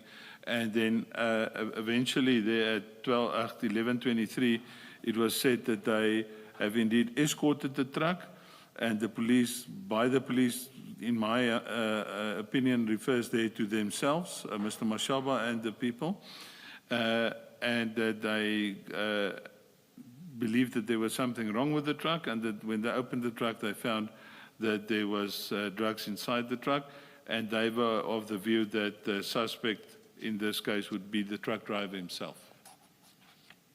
So Mr. Ndeu would have been responding to what he had on 10111, and then Mashaba explained what it was about. That's what it looks like to me, Commissioner. All right, thank you. Thank you, Colonel. Thanks, Ms. Hassan.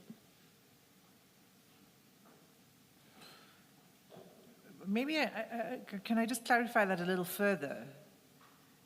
Is it not that Sergeant Ndou went to the scene and that he was reporting back that this is what happened, rather than Mashaba relaying it via Sergeant Ndou, if you know what I mean, right? He goes to the scene, he responds to the call. Yes. He goes to the scene, he calls Jock, so he calls for reinforcements. He goes to the scene, he establishes what's happening, and he's he obviously hadn't reported back to 10111, which is why they then call him a couple of hours later to get a report back to, and I skipped over it, and maybe that wasn't so good idea, because what it shows is that, as I see it, the radio controller saying that the supervisors are on their neck, meaning they, in the call center, need to be able to sort of close off The complaint. the complaint. Yeah. Yeah.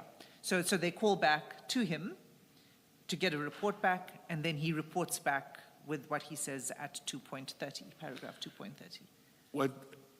If I read this thing, it's clear to me, in my opinion, that Sergeant Ndau must have interviewed people to establish what exactly was going on. Yes. Okay. Thank you.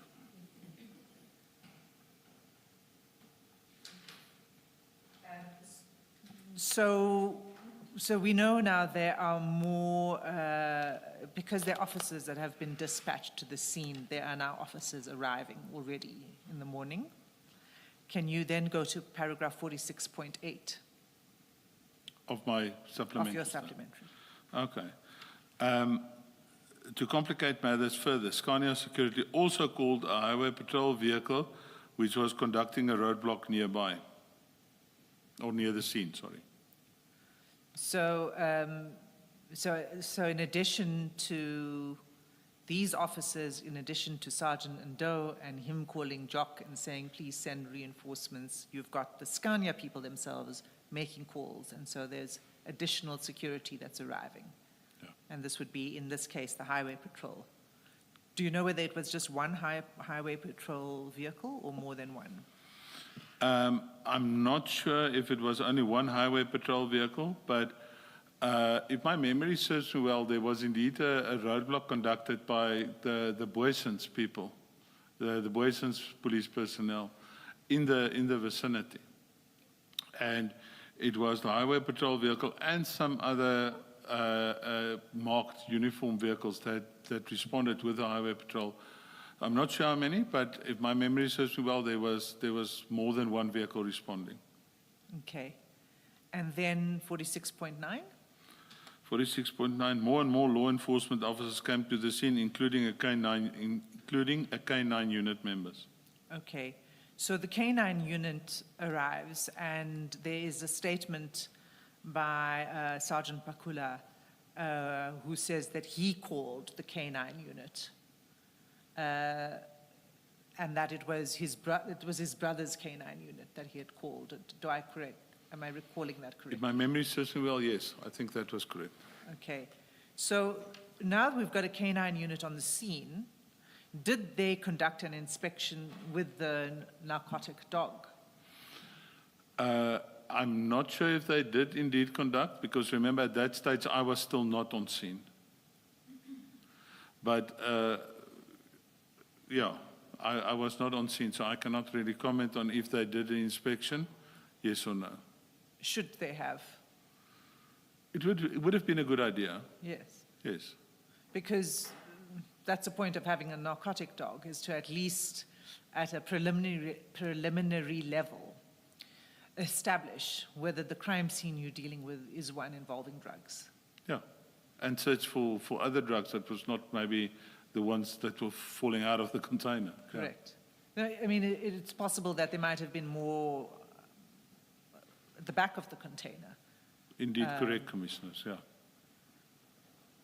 Okay, so I just want to know whether you are aware that there are allegations, which I'm sure you're aware of because you've been doing the investigation. There were allegations by several members at the scene that General Khan had prevented the K9 unit from conducting the inspection. I cannot comment on that because, again, I was not there at that stage. I didn't specifically hear that. But, and again, at the time I arrived at the crime scene, General Khan was no longer on the crime scene. Okay. But you confirm that the K9 unit should have been permitted to do an inspection? It's always a good idea, yes, Yeah. Commissioners. Thanks. So then you can now go to 46.10. Later, DPCI members went to the scene, including members that I had instructed to attend to the scene. Pursuant to my conversation with General Katwa, excuse me, as set out in my main affidavit, the scene was contained with many people, in brackets police and civilian, in order in and around the scene. I think you said contained instead of contaminated. The scene was, thank you, Commissioner, I appreciate. The scene was contaminated. There was way too many people at the crime scene, Commissioner, so yeah, it was indeed contaminated by too many people, police and civilian, in and around the scene. Okay, so you say pursuant to your conversation with General Kadwa, he instructed you to attend the scene. It was General Kadwa who instructed you to attend the scene. Commissioners, that's indeed correct. He phoned me. My original statement also indicated that he phoned me around 11 o'clock to indicate that there was a major drug crime scene that he wanted me and my team to attend to. And as I indicated in my original statement, I was then en route to a meeting in Midrand. I informed him of such, and I then gave my 2IC at the time he was Lieutenant Colonel Ludik. I gave him an instruction to phone the general, get the details, and activate the standby section of the SANEP team at that stage. We'll come back to that. Thank you, to your arrival and the call. I just for now want to establish that it was General Kadwa, and it was General Khan who called General Kadwa to the scene in the first place. I was informed like that by General Kadwa, yes. Okay, thank you. So you say then the scene was contaminated with many people, and you say police and civilians.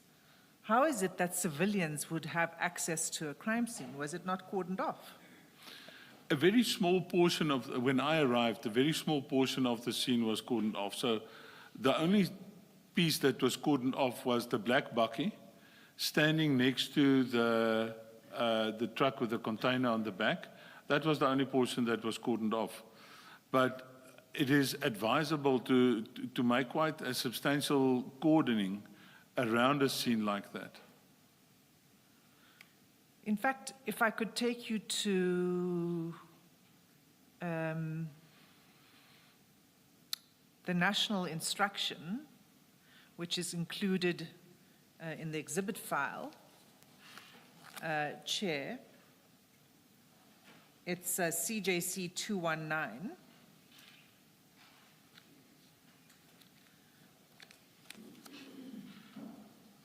And if you could go specifically to page 139.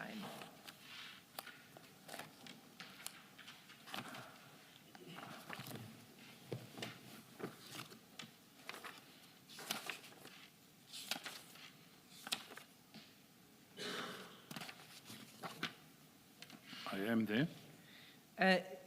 This is under a section of the national instruction called the controlling phase, and what the first responders should do. But 11 subsection 3 says that the first responder must secure and protect the crime scene by A, establishing an inner cordon around the perimeter of the crime scene, as well as an outer cordon around the inner cordon to enable members to perform their tasks within the inner cordon.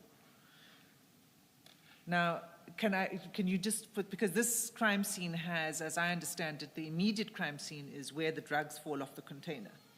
Indeed, Commissioners. And then there's a whole area around it, including the truck itself and the immediate vicinity, the outside the warehouse. That would be also need to be cordoned off.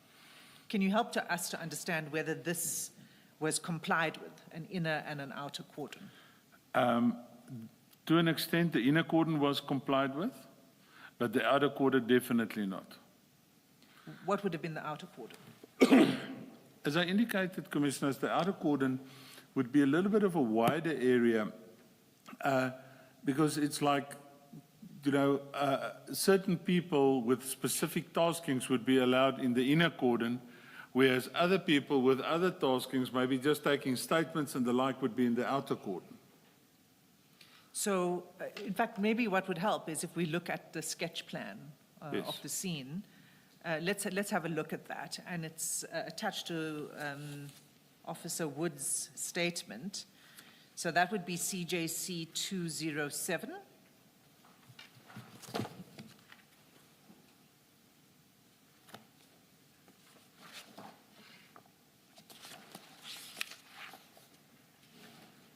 It's at page 21.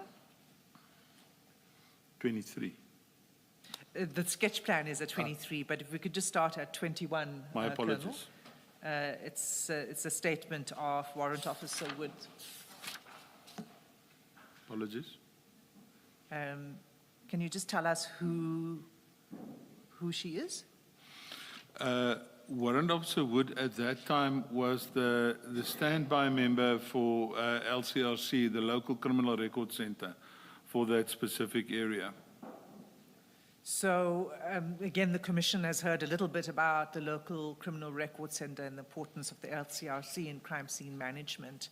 So this is an important person to arrive on the scene, right? Absolutely, to assist with photographs and fingerprints and the like. Yes, Commissioners.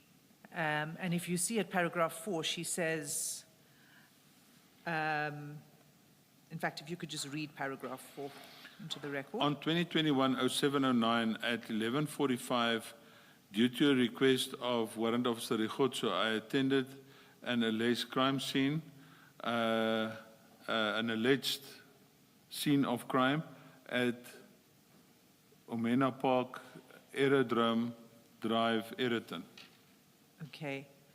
Now, when I read this paragraph, I read it as saying that at 11:45, which was as a result of the request of Officer Rigotso, she attended the scene, so that she was there at 11:45. What is your comment on that? My comment, Commissioners, would be as follows.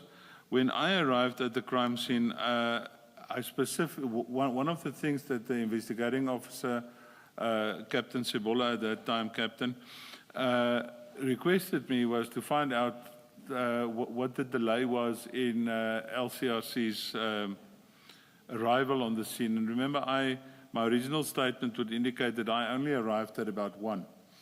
So I then made a call to their officers, and I said, if my memory serves me well, that this individual was just busy on another scene but is en route. So she wasn't there when you arrived? I did not see her there, and the investigating officer also didn't see her there. And you Because arrived at around 1 o'clock? So, I arrived at about 1, Okay. yes. So this paragraph 4 at 11:45, it's not correct. Maybe she got a call at 11:45. I think that would be more correct, Commissioners, yes. Okay. So then we have the crime scene. Page 22 is the index to the sketch, and then 23 is the sketch itself. So if we have a look at 23.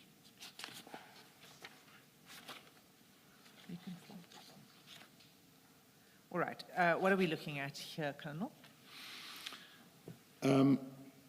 This would have been the crime sketch of the crime scene at the time when Warrant Officer Wood was on the crime scene and what she has observed.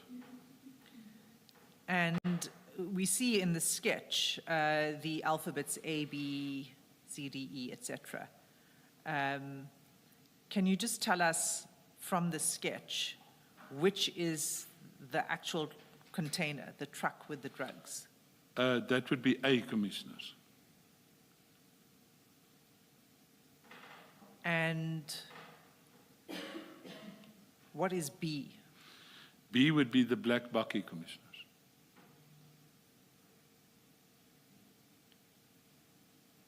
And E?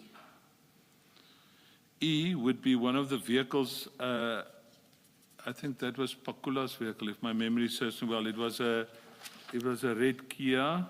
Yes, it was a red Kia. Okay. So that's, E is a vehicle of one of the officers. And then if we look a little further down, you see C and D. Those are two other vehicles. Yes.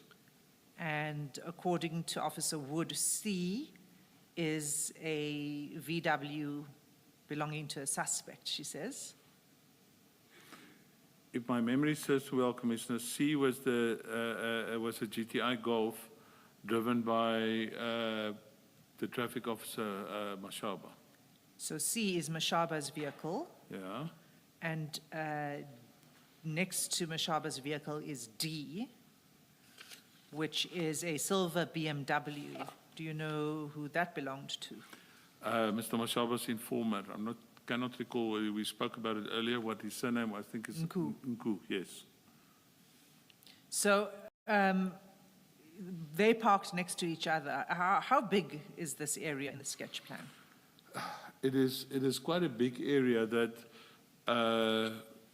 inner area there, I would say, is at least twice the size of this venue that we're in width, Okay. and maybe 2-3 times in length. And if you were to describe, based on this sketch plan, where the inner cordon would be, where would that be?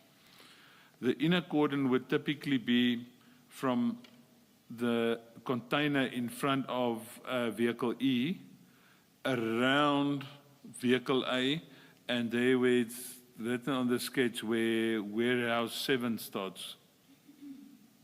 Okay. And the outer cordon?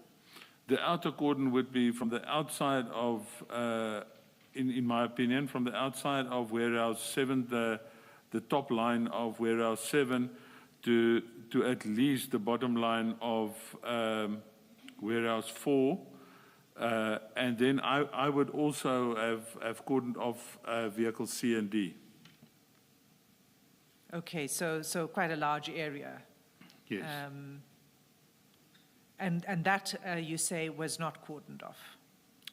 The outer cordon was not cordoned off on my arrival. Okay. Do you know why it wasn't? Who was in charge of the scene at the time? At the time that I arrived there, I was informed that Captain Sibola was the crime scene manager, and so he was in charge at that time of the crime scene. So, I mean, this is disturbing because when you arrived, it's 1 o'clock. Yes. So many hours have gone by, as we saw from the radio, two-way radio call that started in the morning. This is 1 o'clock when you arrive. That had not taken place. Okay. So read 46.11, please, into the record, and then we'll move. Before you do that, Colonel, in an operation such as this, Sorry, Commissioner, I didn't hear you. in an operation such as this, where information, according to Mr. Mashaba, he got the information on the 8th for the first time from his informer. And you've testified what happened on the 8th. He went to, I think, Yellow Jersey, and he was told, no, you can't search. Correct. And the following day, they escort this vehicle to the truck to Scania. Can you think of a reason why the informer would be on the scene, on the crime scene? I cannot think of any reason now. Yes. It's actually, in my opinion, it's not a good thing to have an informer on the crime scene because then you can expose him. And an informer is supposed to be a person in the background and not to be exposed Yes. on the physical crime scene. Yes. So ordinarily they wouldn't be on the scene, in your experience? In my experience, definitely not. Thank you. Thanks, Mrs. And when you arrived, was the informer still on the crime scene? Yes, Commissioner. We're going to come back to it. So let's just, 46.11 of your statement, if you could read that into the record. As mentioned, Captain Sibola, now Lieutenant Colonel Sibola, was designated was the designated investigating officer and took over the crime scene as the crime scene manager. After interviewing the 3 officers on the scene, he was of the view that the reasons for their presence was unsatisfactory and that they ought to be arrested for dealing in drugs. He then took over that process while I assisted with the exhibit processes as outlined in my main statement. Okay. So this is the appropriate place now for us to go to your main statement. Can we go to that statement, please? Yes. Because you now deal with your involvement in detail. And I'd like you to go to paragraph 3. I'm there. All right. So can you read paragraph 3 into the record? On Friday, 2021, 0709, at about 1100 hours, I received a call from the provincial head DPCI Gauteng, Major General Kadwa. The general informed me that there was a narcotics crime scene that he needed me and my team to attend to. The scene was at the premises of Scania Trucks in Aeroton, south of Johannesburg. He informed me that a large consignment of drugs was found in the back of a container truck, in brackets, shipping container. Okay, continue. I was at a meeting in Midrand and informed the general as such. I then instructed my second in command, Lieutenant Colonel Ludik at the time, telephonically to contact General Kadwa and arrange the standby members and himself to attend the scene. And did he? It was reported to me that he actually drove to the scene with General Kadwa. And did they arrive with standby members? He did arrive with standby members, and I found him and the standby members at the scene when I arrived there at about 1 o'clock. Okay. Continue. Because of the mentioned meeting I was involved in, I arrived at the scene at about 1 o'clock on the same day. I found a large number of police officers on scene, uniform and detectives. Also on scene was members of my team, Brigadier Sekubela. The Brigadier is the DPCI Serious Organized Crime Provincial Commander and in essence my direct commander. Also there was General Kadwa, the provincial DPCI provincial head. And what was the scene? What did you see when you arrived? Can you tell us what you witnessed when you arrived? Like I stated earlier, there was a lot of police officers, a lot of police vehicles there. And I would describe it as close to chaotic.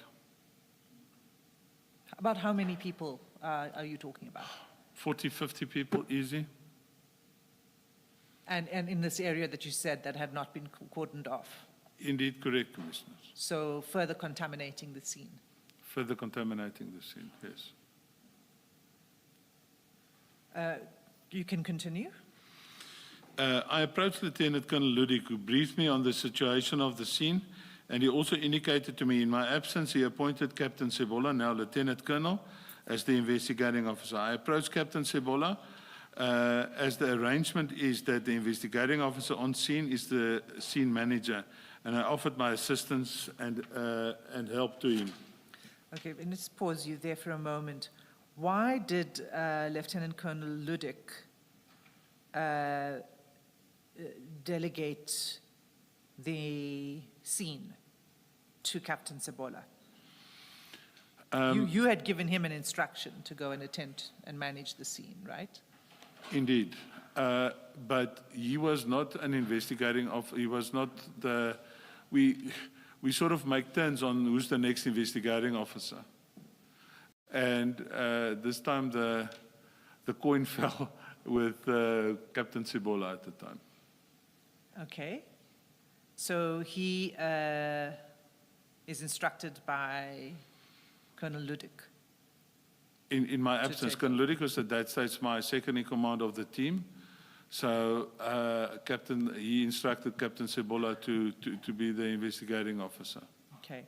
And do you know what time they had arrived on the scene? I am not sure, Commissioners. It would probably be in their statements. Okay. So, but certainly by the time you arrive at 1 o'clock, it's chaotic. I can describe it as such, Commissioner. All right. Can you continue with paragraph 7?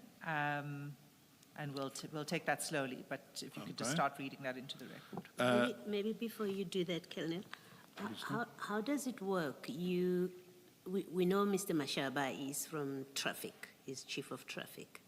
And I think, and then he's called his people. In my understanding, all of them are SAPS, not DPCI. And I think elsewhere, either in your statement, you are repeating what someone said, that Boysons, SAPS Boysons were there.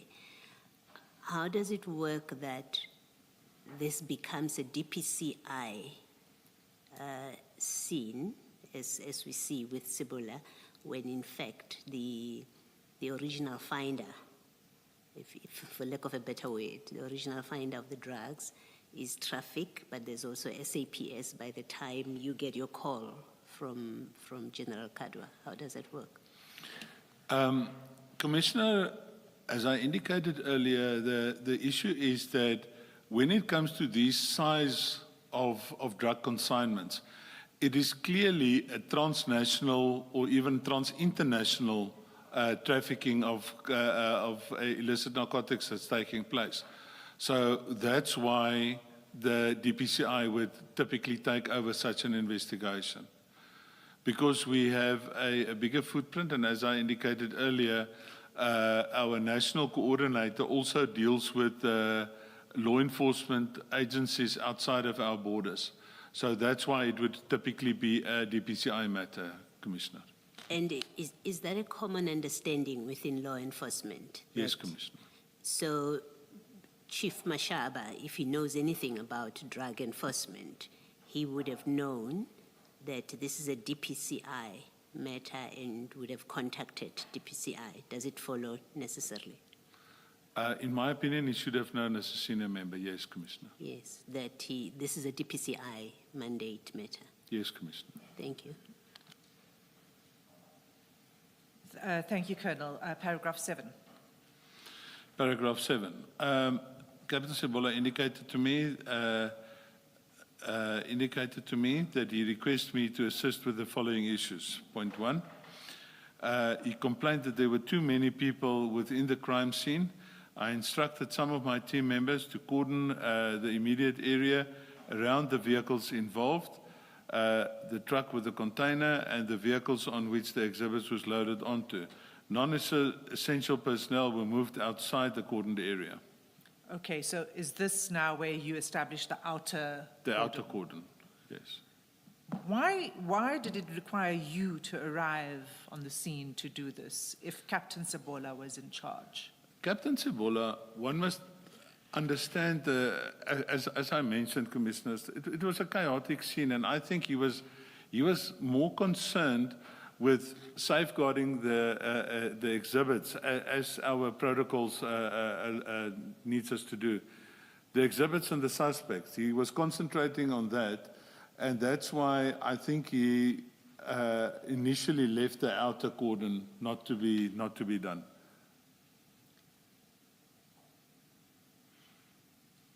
But you accept that the appropriate thing for him to have done was to cordon it off. There were many officers on the scene that could have assisted to do that. Absolutely, it was. But at the end of the day, one should have been on the scene to realize how hectic it actually was. So to a large extent, I understand why he did what he did. Because he was trying to... The scene was seriously compromised and seriously contaminated at that stage already by the number of people on the scene. So in trying to start dealing with that, I think he just, it was an elephant that he needed to attend to, so he started tending to it piece by piece and the like. And I think that's why the outer cordon at that stage was not a priority for him. That's just my opinion, based on previous experience with him on crime scenes. It was an overwhelming scene. It was one of the biggest scenes I've ever attended to personally as well. Right. And was General Kadwa still on the scene when you arrived? Yes, he was. And what would have been his responsibility in a scene like this? Chaotic, overwhelming, and I'm not making any judgment calls here or anything on Captain Sebola. I'm just saying that this is the reality of the scene. And you have General Kadwa, who is the provincial head. What would have been his responsibility? Generally speaking, the General Kadwa would not have involved himself in ground operational issues. So he would have not instructed people to coordinate to do X, Y, and Z. Typically, he would just be in the background and he would be briefed what was going on. Okay, I'm going to come back to that because I do find this interesting, the extent to which there is a lack of control here, right, of the scene. So the first thing is you move in and you cordon off the outside. I instruct people to cordon off, to do an outer cordon, yes. All right. And then paragraph 2? He requested members to assist in taking witness statements. I also tasked members to talk to Captain Sebola for him to indicate whose statements needs to be taken. Okay, so you assisted with tasking members on Yes. Captain Sebola's behalf. All right. Paragraph 3? He indicated to me who the suspects were and requested members to deal with them. I tasked members accordingly. Okay. Now, on this point of the suspects, what were you assisting him to do? When you say you tasked the members accordingly, what were they meant to do with the suspects? Start interviewing the suspects, start taking their warning statements to get a better gist of the crime scene and their role on the crime scene.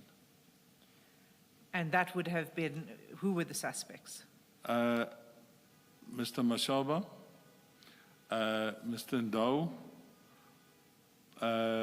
Pakula, and I cannot now remember the fourth one, but there were four suspects, Commissioners. Was it not the informant? That was Nku. That would have been Mr. Nku, Commissioner. I think when you said Ndau, you meant Nku. Yeah. So, Sorry, Commissioner. So Pakula, I just want to also get a bit of clarity on this. And in order to do that, we need to go to the first statement you made on this, not for the Commission, but at the time. And that's your statement of 13 July 2021, which is CJC 203. And it's at page 1 of the bundle. Yes. Colonel, you should have been a doctor in your other life. My handwriting is a challenge. I've heard that so many times. So we're going to need your help here. I did read it, believe it or not, and with some difficulty. So let's just have a look at this statement. And what I would like you to read, well, you can read anything you want, but my particular interest was at paragraph 5.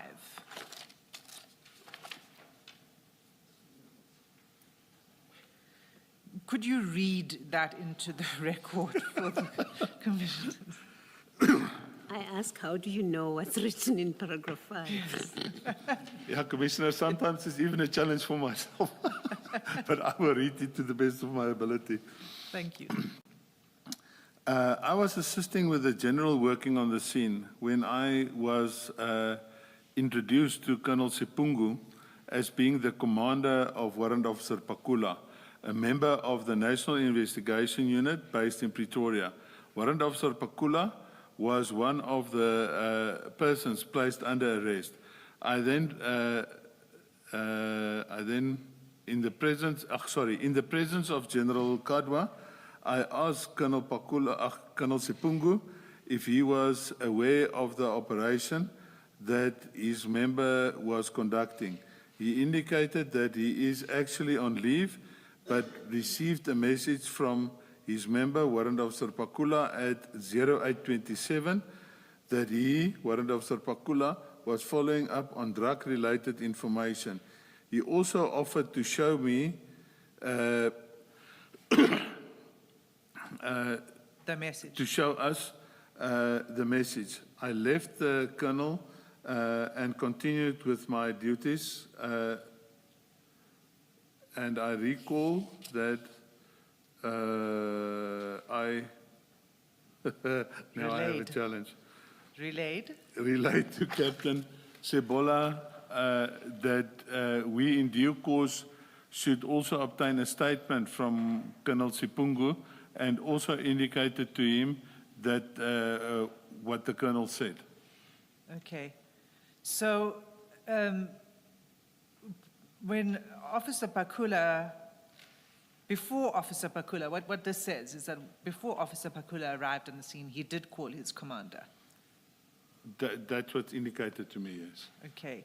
And he and informed his commander, and as I understand it, but correct me if I'm wrong, whose Colonel Sipungu did not object to him attending to the scene. It didn't look like that. Colonel Sipungu, as I remember correctly and as I stated here, was on leave at the time.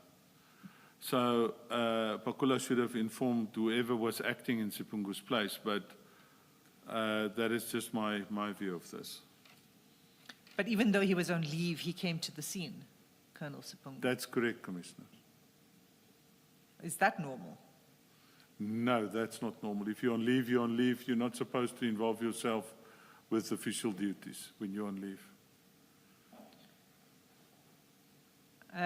So you then inform Captain Sebola of this conversation, and you say to him, this is what was told to you, and that a statement should be taken from Colonel Sipungu.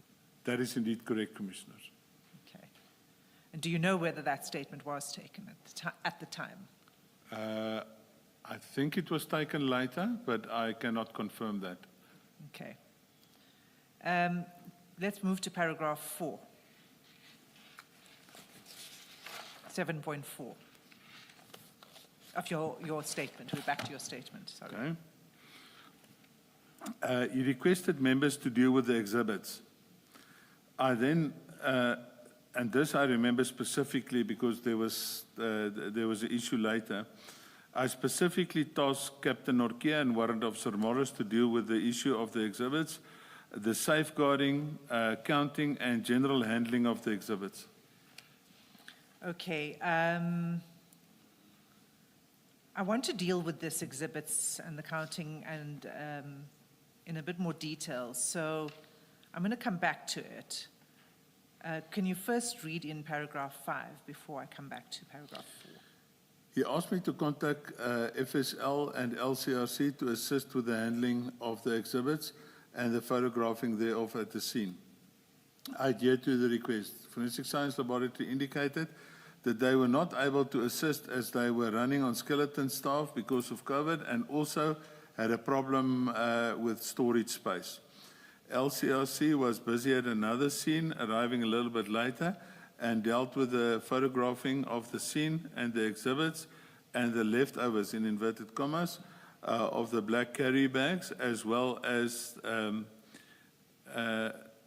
that was handed to the LCRC member for DNA and fingerprint analysis. Okay.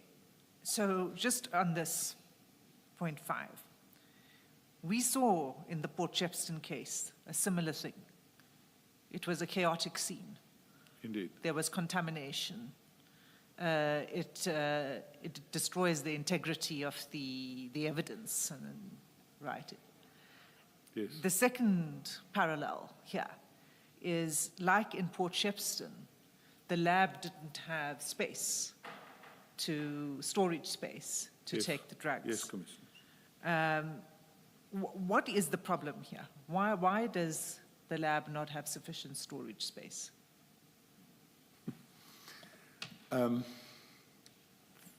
There's just no space. Literally, there's no space.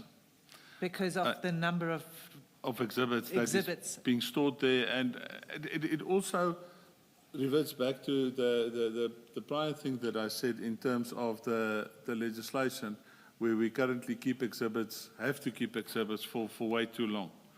And one runs out of space. And there aren't that many labs in the area, I suppose.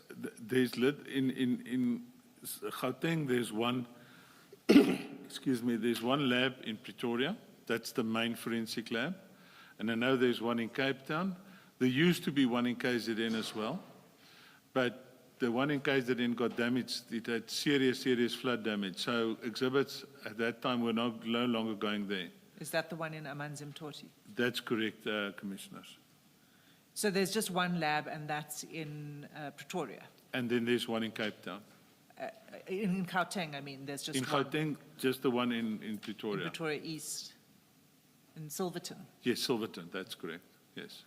And so you say that they aren't able to assist. So we'll come to then what happens with the exhibits. But the second thing that you say is when you arrived, the LCRC was still not there.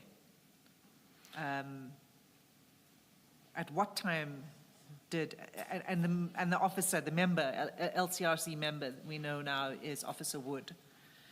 What time did she arrive? Excuse me, Commissioners. I do not have the specific time that she arrived, but obviously when she arrived, she would have started to take photographs. Let's have a look at the photographs that you provided. Of photographs that I provided Yes. with her taking photographs. Correct. Yes, Commissioners. Let's go to, well, let's start at page 9. We saw these earlier this morning.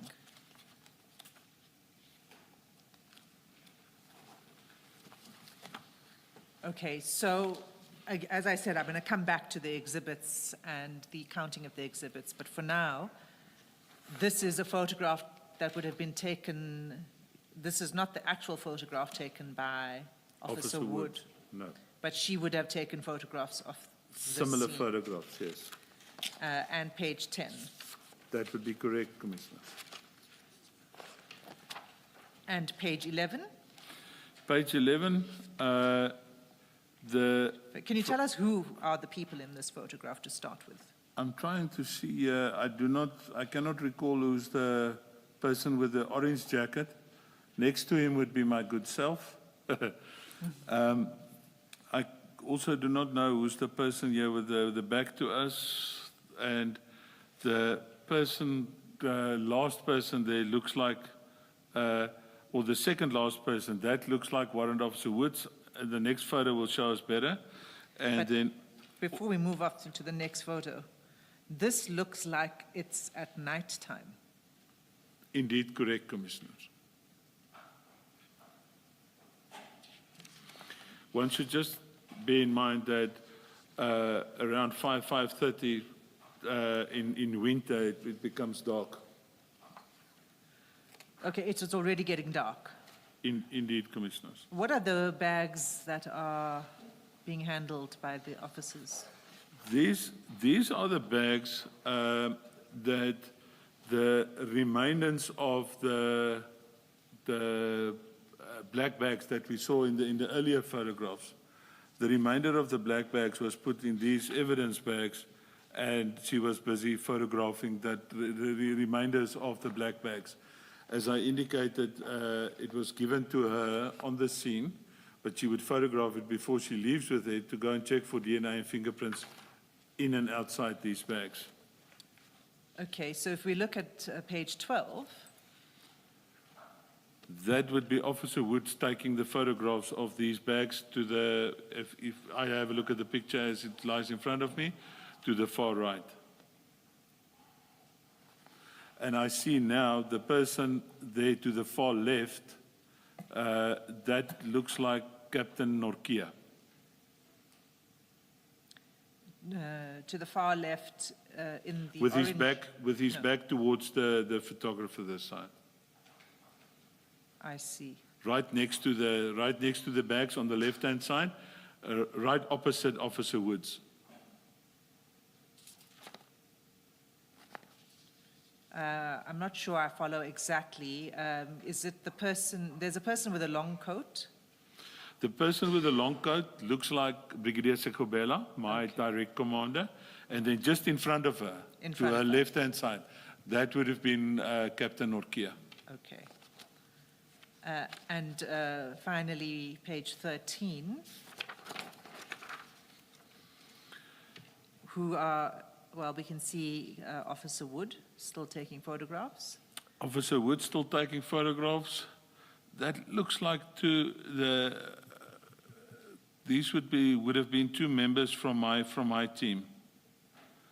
They're definitely busy with completing registers there for the official dotting down of the issues, of the details of these evidence bags. Maybe assisting Morris and Norkia. Okay. All right, so, and now this is after dark. This is now seriously after dark. Yes, Commissioners. Can we take a step back and now deal with the exhibits and the handling of the exhibits?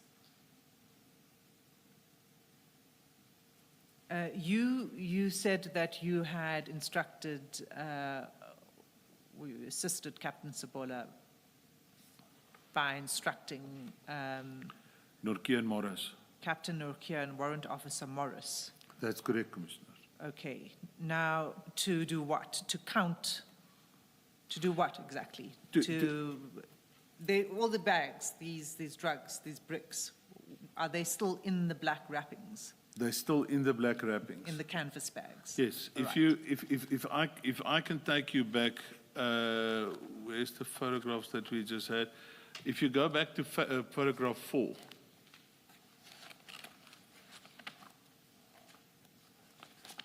Yes. When these bags were still on the back of the black bakkie, they were still on the back of the black bakkie, I instructed those two to start unpacking this black bakkie, and this is where they started. In other words, they were busy unpacking these bags, and as the bags were put there, this photograph was taken. Okay. So these were now the photographs of the bags, about 23. And then what is the next step? The next step would be to open these bags and inspect the content of it. And to count?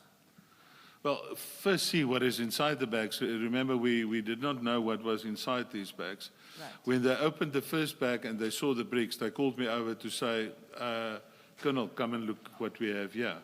And then we immediately realized what we have.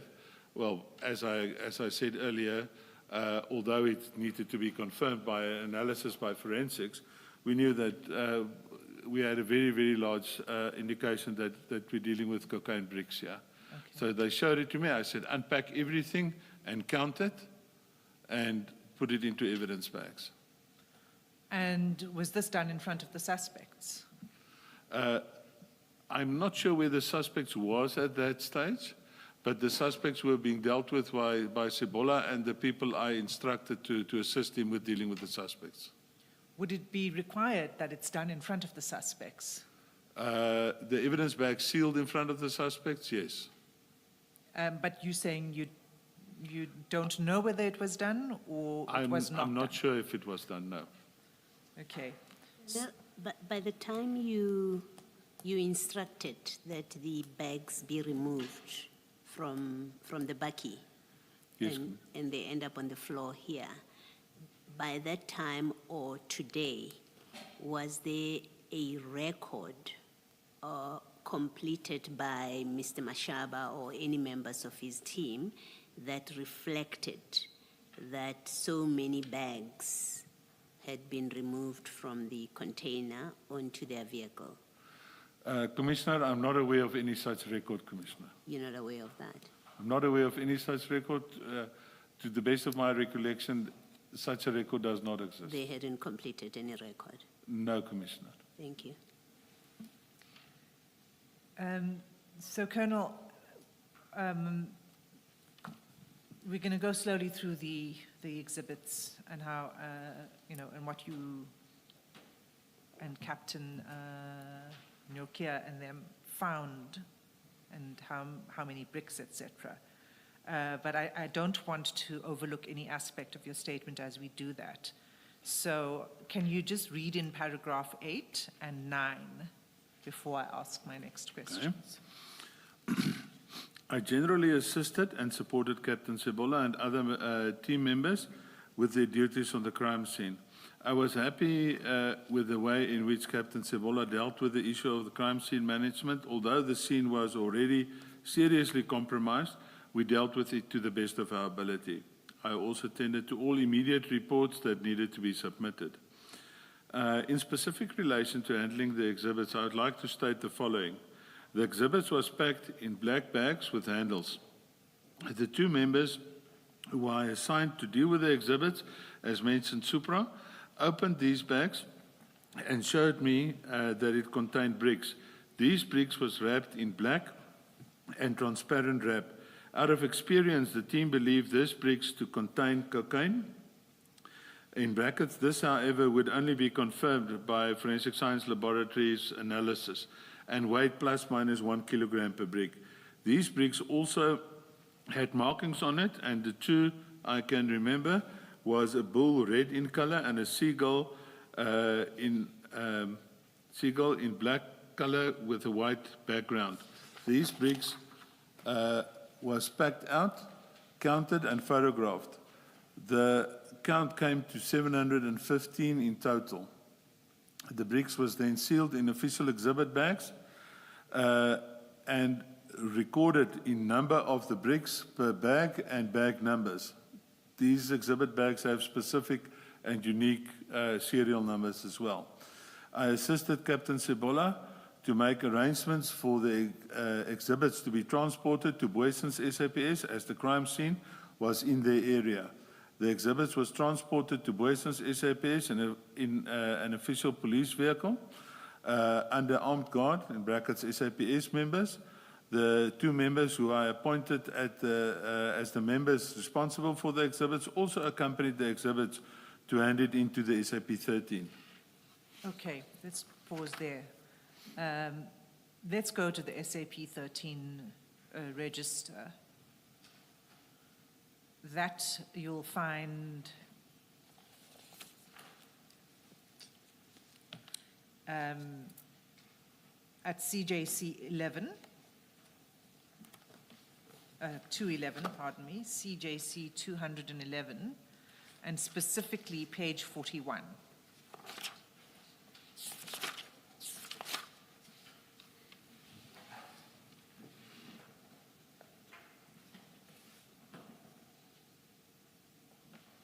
Have you got it, Colonel?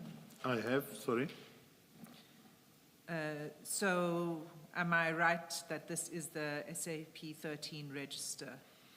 This is definitely SAP 13 register. And we see on the left-hand column on that page the date 9 July 2021. Right? Yes, ma'am. And then and then it says which station in the second column. And it lists the crime, dealing in drugs. Correct, Commissioner. And then the third column is the column that describes the exhibits that are booked in to the register. Indeed, correct. And it starts at 3.1. Correct. Can you just, we don't need to go through every single one, but can you just describe to us what's contained here in 3.1 to the end? 3.1 describes 1, in brackets 1, times sealed bag with serial number PAB 000297151 containing 18 times 1 kilogram bricks. I can't read that word, suspected cocaine. Possible suspected cocaine. Right, so that's 3.1. So each entry, if we look down that column, it goes all the way to 3.49. There's one page duplicated. But if you go all the way down, scroll down, it goes to 3.49. Correct, Commissioner. Now, I've counted these, and in fact, it amounts to 684. I don't know whether you've checked this count. I haven't checked it, no. It amounts to 684 bricks, a total 684 bricks. But I think the reason for that is if you look at 3.12,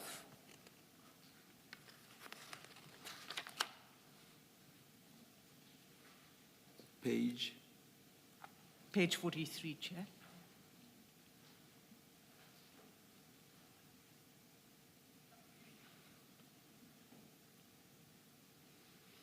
Yeah, they didn't write in the number of bricks. Correct.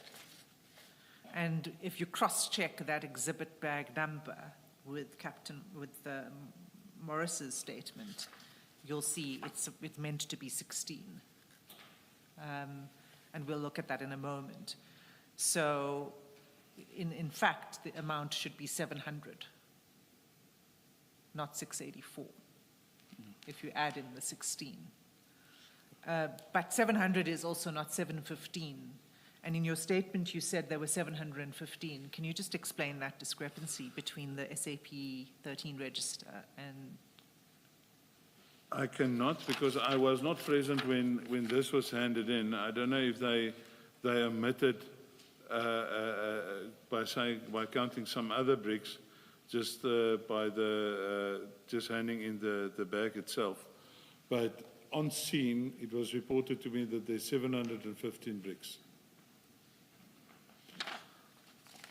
And do you know why they don't put the total at the end of the entries? I mean, it would Make your life harder. life easy for everybody, because when you read this many years down the line, I would expect that 3.1 to 3. Whatever, at the end they would tally all of them together and say total equal to... this, I will agree with you, Commissioner, that would have been much easier. But again, remember, I was not there when they wrote in when this when these exhibits were booked into the SAP 13. But if you have this history of exhibits going missing while in police custody, surely it would help if, when they are first booked in, there's a proper entry and they are tallied and a total number is inserted there. I will agree with you, Commissioner. I think if we have a look at Morris and Norkia's statement, they kept record of this, so they must have been, I don't know if one was just missed or something, but I totally agree with you, Commissioner. That would indeed make a lot of sense, sir. So, I mean, the question from Commissioner Khumalo is important because it is about maintaining the chain of custody and the evidence, integrity of the evidence, which will help to secure a successful prosecution down the line. So each step along the way here is hugely important. It might seem very small, yes, but it's not. So the error in the SAP 13 register at 3.12 looks like it was just an error if one does a cross-check, but it could become significant. Yes. And it's an important thing to get correct, and I think that's where why this question is quite important. But so what we have is the SAP 13 register, which amounts to 684, but let's say, well, we've seen 3.12, it was just an omission of 16, so it actually totals 700. But you say it should actually be 715. If we go to Warrant Officer Morris's statement, it is a warrant officer, am I right? Morris is a warrant officer, yes. So that would be CJC 206. And it starts at page 16.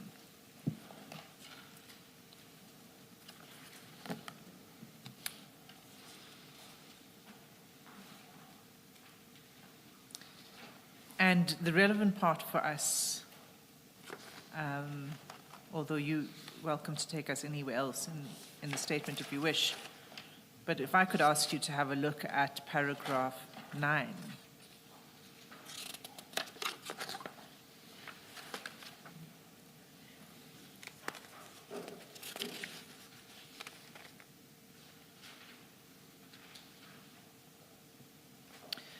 In fact, the first thing I should probably do is explain my own thinking. So, the SAP 13 register, you don't need to go back there because there's a lot of flipping of pages. But that 3.12, the exhibit number, was 296842. 296842. And if you look at paragraph 9 of Morris's statement, from the 6th sports bag, the second entry, you'll see 296842. Yes. Exhibit number. And it says 16 packages. 16 packages. Yeah. So I'm just explaining to you where I got the number 16 from, because that's the same exhibit number, and that's the 16 that had been omitted, right? Okay.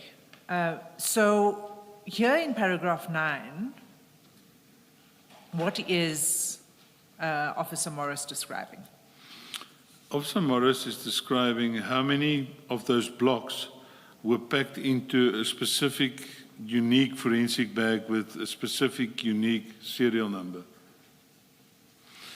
And then later, that was 14. Yeah, that was what he describes in paragraph 9. Right. Now, on my count, that adds up to 700, not 715. Okay.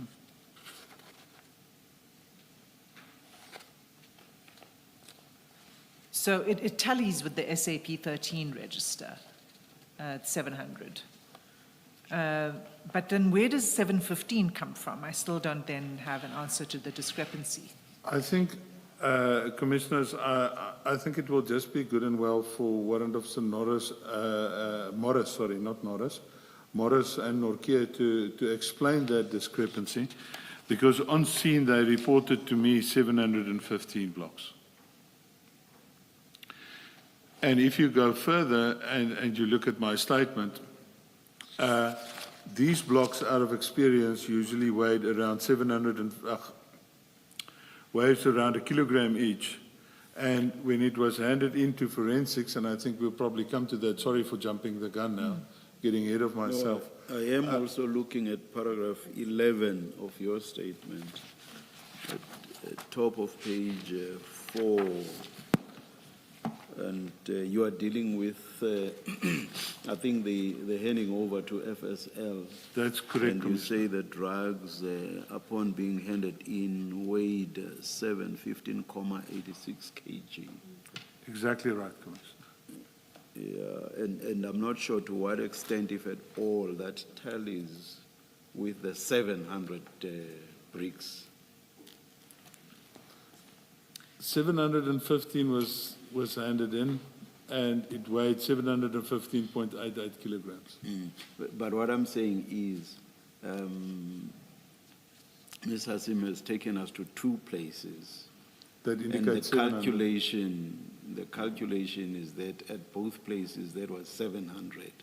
So what I'm saying is, I don't know how one is able to relate those 2 700 counts to the 715,86 in paragraph 11 of your statement. I totally concur. Well, I see what you're saying, Commissioner, And as I indicated, it was reported to me, I didn't count the bricks. Yeah. It was reported to me that there were 715 bricks counted on scene. Maybe if I can only testify to what I've got knowledge on. Yeah. If I can complicate things further, if we go to CJC 210, it's the statement of Captain Modise, the 212, section 212 statement, and it starts at page 36.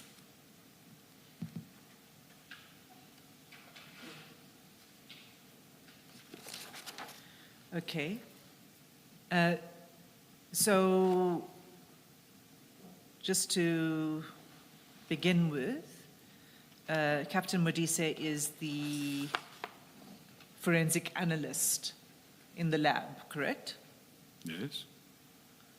And she provides a statement to record that she received the evidence bags, right? That's correct, Commissioners. And if we look at paragraph 3 of her statement, she says, during the execution of my official duties on 21 July 2021, I received 49 sealed evidence bags with unique numbers, and then she lists all of the serial numbers, and we know there were 49 bags. But the last sentence of that paragraph says the total number of solid substance blocks was 715. And I find that peculiar because we know that there were 700 because Morris said so and the SAP 13 register says so, and we can count them up. How is it that Captain Modise then comes to 715? How do we understand, what are we to make of that discrepancy? Again, Commissioners, I would submit that Warrant Officer Morris and Captain Orkia should answer on that, because it's also clear here that for her to say this is the number of blocks, and for her to be able to do this analysis, she would have opened these evidence bags and literally count the blocks. That's how she also came to 715. So Captain Norkia and Warrant Officer Morris should explain why this discrepancy of 15 blocks. Because when they're handed into the SAP 13 clerk, the clerk is also doing the count, right? Yeah. And at paragraph 6 of Captain Modise's statement, if we look at that, the last sentence, if you could just read the last sentence, please. An average mass of one solid substance block was 1,001.20 grams. Thereafter, the total estimated mass of the exhibit's material was 715.86 kilograms. There I've underlined estimated because I think they are dealing with the actual substance, and I would think they are doing the weighing and they are doing everything. So the estimated surprised me, but I'm just making an observation. Please continue, Ms. Hassan. Chair, it's also peculiar that it's an estimate because it's 715.86, which is not an estimate. But what we have, the point of this being a discrepancy in the exhibits, the number of bricks and the weight of the bricks, and how the count at when it's booked into Boyson's and then when it gets to the lab. I can see that, Commissioners, yeah. Okay. So I need to then take you back. So what we know is that the bags were counted, sealed, taken to Boyson's, checked into the register. Correct. All of that totally in accordance with protocol. It's Absolutely, what should- Commissioners, yes. Yes. But then, can you read paragraph 10 of your statement? Paragraph 10 of my statement. of your statement, yes. So it was a Friday, as I understand it. Yeah, that the it- 9th was a Friday, indeed. Right. That's correct, Commissioners. Throughout the weekend following the operation, I was contacted by the station commander of Boysons, Brigadier Jones. He raised concerns of safety for the exhibits and requested me to have it removed as soon as possible. On Monday, 2021, 07:12, I phoned FSL again and requested if they could take in the exhibits. They still were not able to assist with the storage of the exhibits. As Captain Sibola was busy with the case docket at court, I continued to assist with the matter concerning the exhibits. I phoned Brigadier Naika, the National Coordinator for SANEP, for assistance.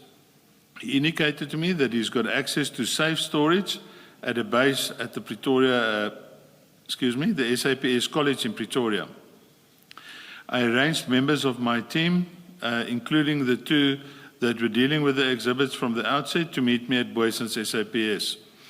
I also arranged a number of SAPS Highway Patrol members to assist with the transport and safeguarding of the exhibits to the mentioned safe storage. The exhibits were booked out by Captain Norkia, loaded into the Highway Patrol vehicles and transported to the mentioned safe... Sorry, I just heard a noise. My apologies. The exhibits were booked out by Captain Norkia, loaded into Highway Patrol vehicles and transported to the mentioned safe storage in Pretoria.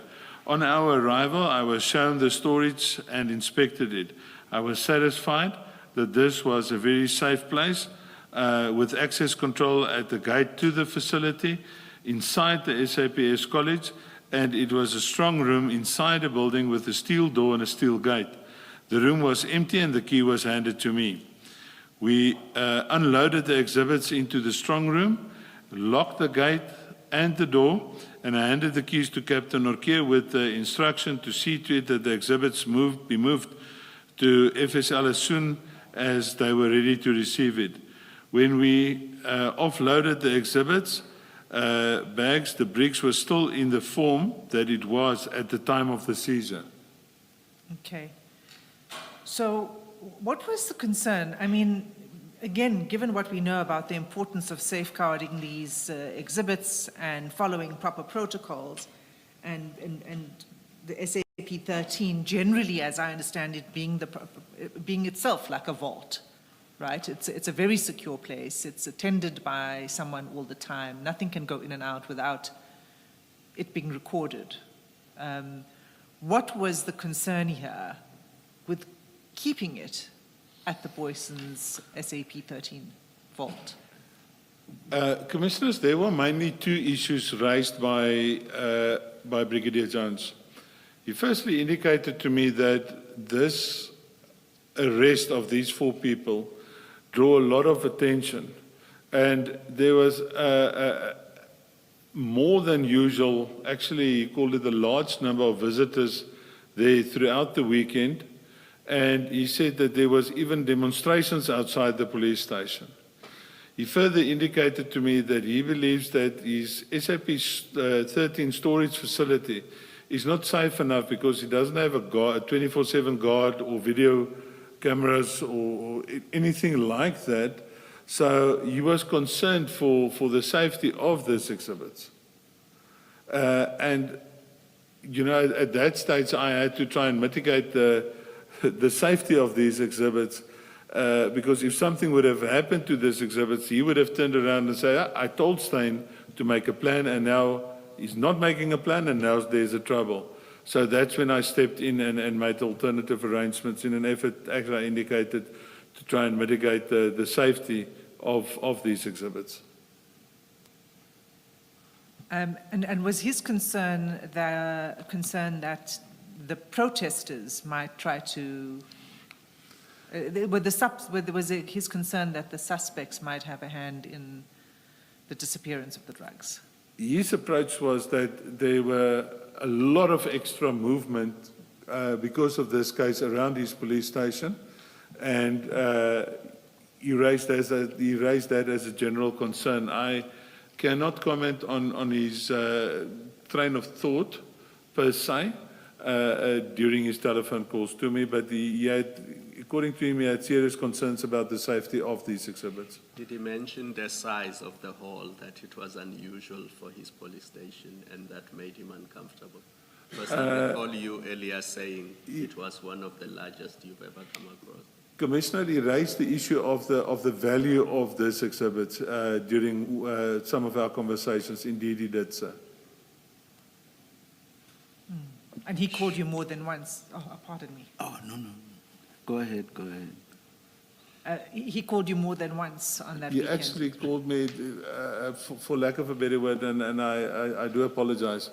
It was starting to get irritating, the number of calls he actually made to me. But I also, in hindsight, I understand why he made those many phone calls, because he wanted to also see to the safety of those exhibits. And in essence, although the exhibits was into his SAP 13 to a very large extent, the safeguarding of the exhibits or the whole risk in terms of the exhibits would also form part of our responsibility to an extent. Yes, Commissioner. Let's adjourn and resume at 2 p.m. Thank you, Chair.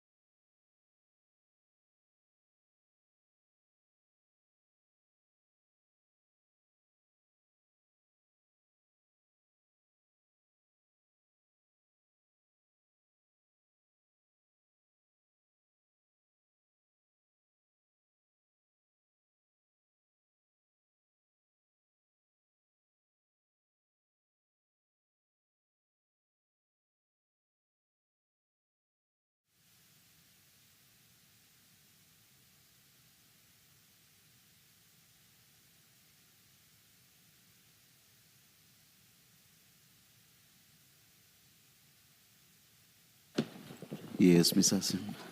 Thank you, Chair. So, Colonel, we were dealing with the number of bricks and the weight and all of that of the drugs, and we were last looking at the statement of Captain Modise, the forensic analyst.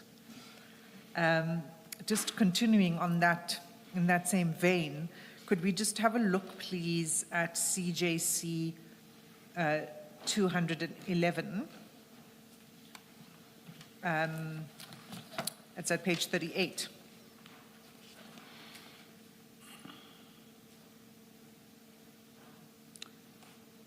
And you'll see that this is a 212 statement of another forensic analyst named Warrant Officer Mabasa. And if we look at that report, the statement itself at page 39,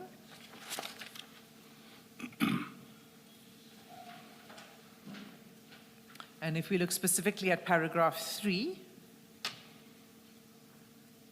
she says, during the execution of my official duties, 10 August 2021, I received one sealed evidence bag with number, and she gives the number, and she says it contained an amount of solid substance wrapped in plastic and adhesive tape. And then at paragraph 6, she determined that it is cocaine and that it weighs 1 kg. Can you explain how this one extra brick of cocaine arrived at the lab? Commissioners, yes. Initially, I was not aware of this brick, but it was reported to me by Captain Norkia that if we recall the photographs that was taken, the wrappings of the sports bags was handed to Warrant Officer Woods from LCRC to check up on possible fingerprints or DNA inside these wrappings. Seemingly, according to Captain Norkia, what has happened, one of these bricks got stuck inside this adhesive wrapping that was around these bags, and that block was missed, probably because it was getting dark and the lighting wasn't that well. One of those blocks got missed, and it was then retrieved by Warrant Officer Wood, who then gave it to Captain Norkia, and he handed it in again. So this was it was trapped in the canvas bag, or in that plastic wrapping. Commissioners, if you recall that, as I indicated in that photographs, the wrapping was it had a strong adhesive on the inside. The wrapping where the canvas bags was wrapped into, and it must have gotten stuck in one of those, because the 23 bags that was unwrapped, as you could see in one of the photographs, Warrant Officer Wood is busy taking photographs of these bags in sealed evidence bags, and it was heaps of them, so I think it just got stuck in the inside of that adhesive wrapping of the canvas bags. Okay. That's the only explanation I got from Captain Norkia. We don't know whether there were any other bricks that went. It was only the one that undetected. was reported, Commissioners. Okay. So let's return then to your statement. It's paragraph 12.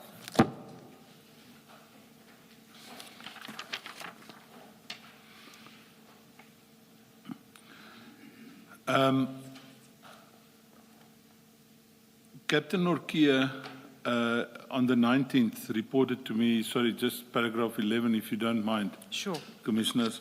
While I was off sick with COVID, Captain Norkia reported to me telephonically that on the 19th of July 2021, that forensics indicated that they were ready to receive on that day, and that he handed in the exhibits, him and Warrant Officer Morris handed in the exhibits on that day. And I asked him if everything was in order, and he indicated to me it's still in order, all is still there, all is still accounted for. So, sorry, that was at this point in time, and thank you for going back to paragraph 11.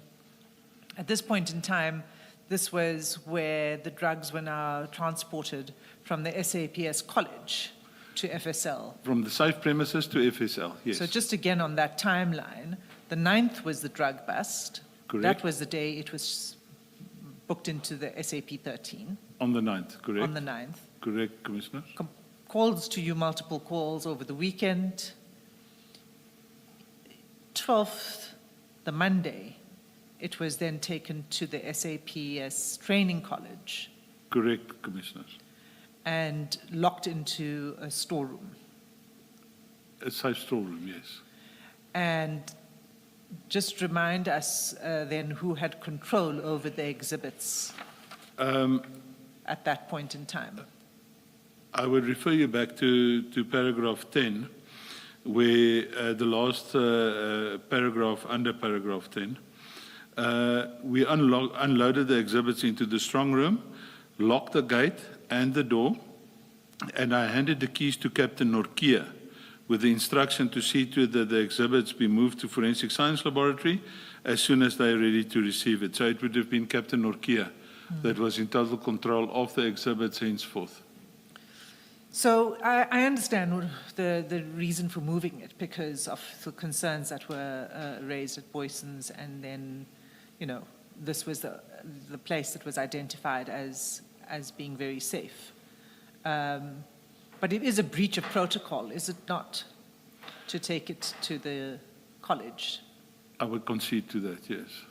But, and even if the motive is for the purpose of protecting... I had to take a decision in an effort to try and mitigate further risks to the exhibits, and hence my decision to take that move out of protocols.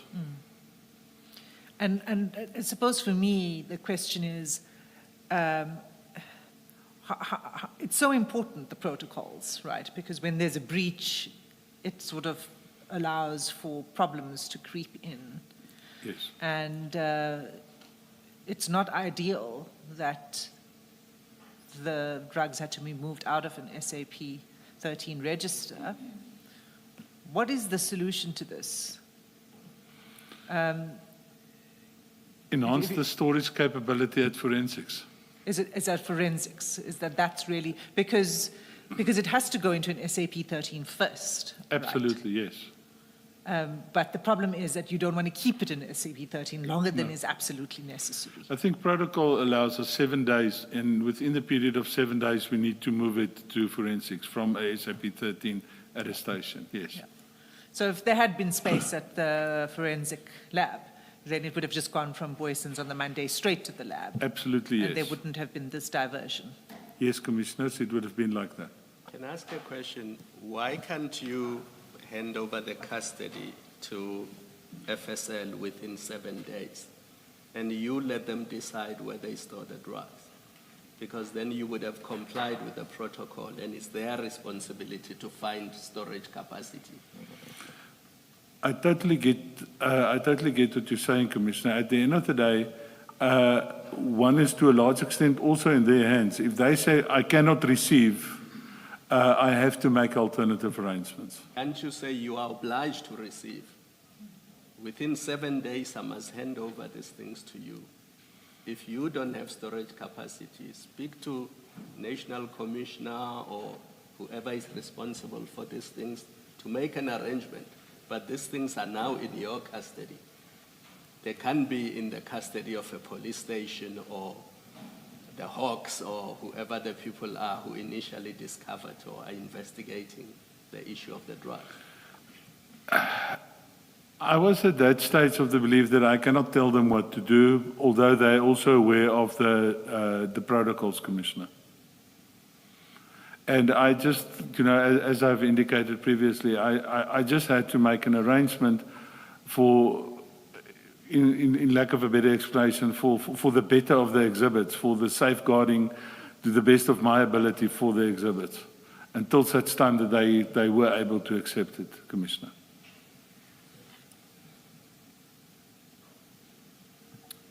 Thank you. So the drugs then are transported from the training college to, so there's a 9th, the 12th it goes into the storeroom at SAP College, and then on the 19th it's taken to the forensic service lab. Is that correct? Correct, Commissioner. Okay, and then at that point, when it's logged in with the forensic service lab, is there a clerk who then receives it, and so there's a counter signature for everything that's received? Is that right? That is indeed correct, Commissioners.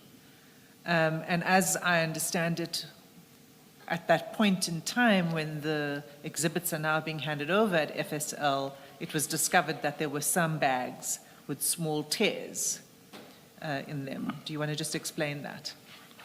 When Captain Norkia phoned me on the 19th to indicate to me that the bags were handed in, and I questioned him on the status of the exhibits. Like I said, he indicated to me that it was still in the brick form, it was still in the same evidence bags, but probably because it was moved a number of times from the crime scene to Boysens, from Boysens to the safe storage in the college, from the college then to forensics. Because these evidence bags, although it's quite thick plastic, I think because of the transportation and the movement of these bags, there was small tears in the exhibit bags.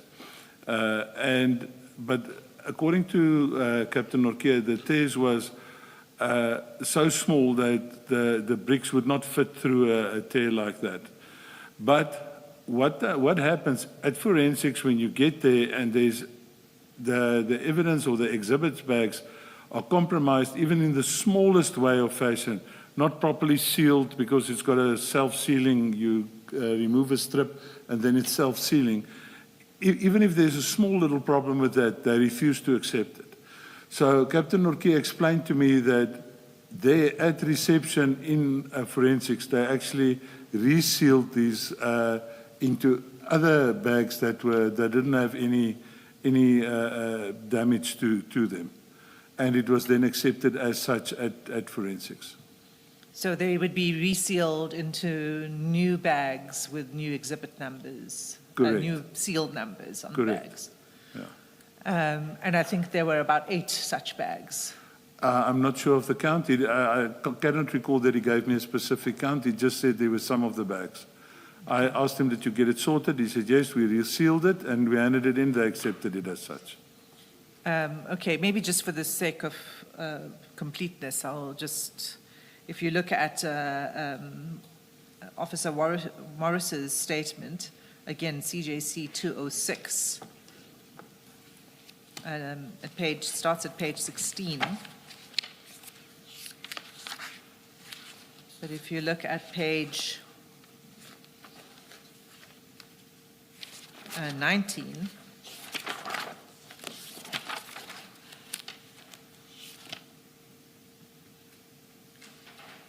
at paragraph 13, he says they transported, him and Captain Norkia transported the bags on the 19th of July to the FSL.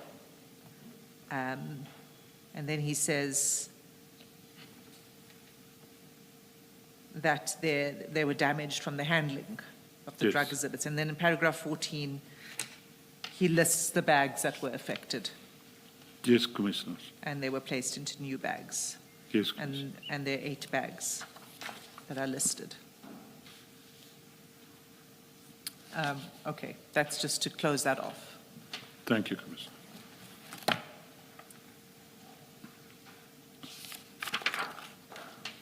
All right. And then I think we're then at paragraph 12.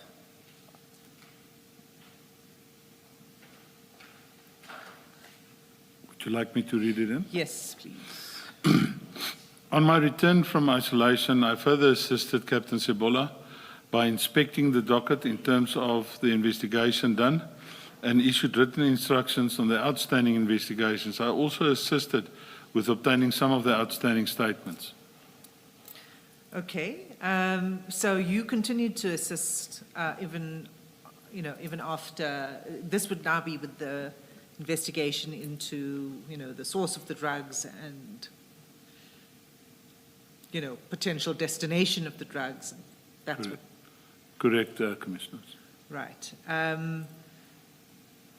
Please, can you read the first paragraph of paragraph 13?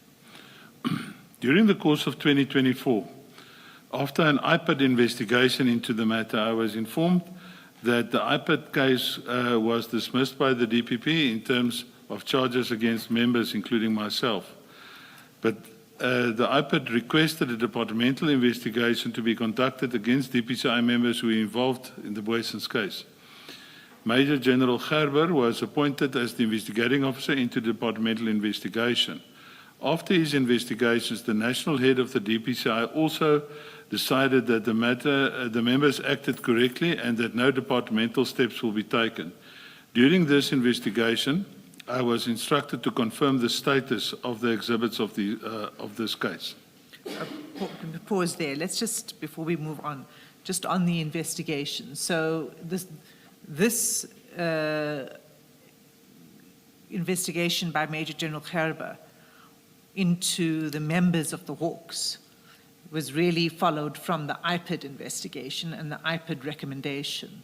That's correct, Commissioners. Can we just look at the IPAD report? You'll see that at CJC 215.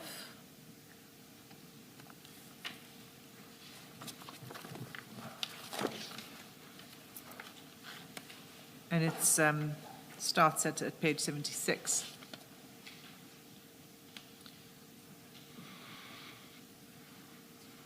This is the report that made the recommendations, right? I think so, yes.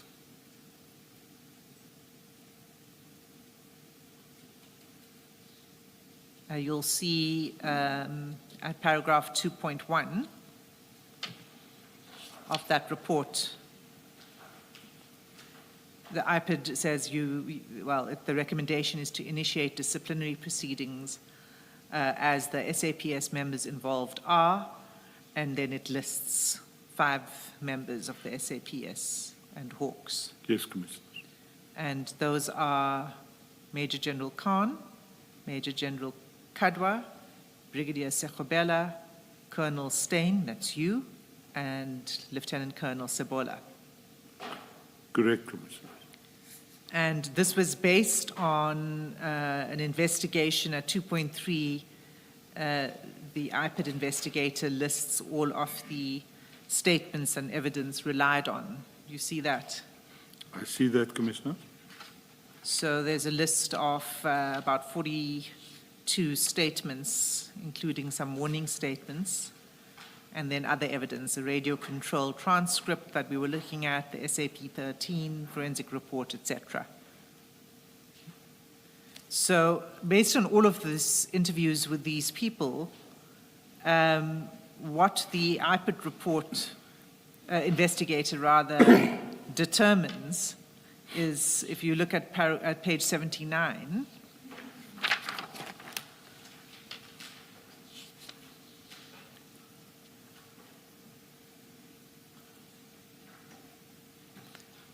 the first paragraph.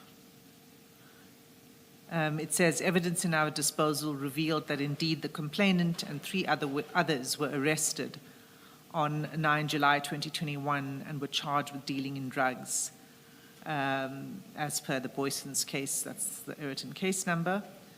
The police arrested their colleagues who made a huge drug bust.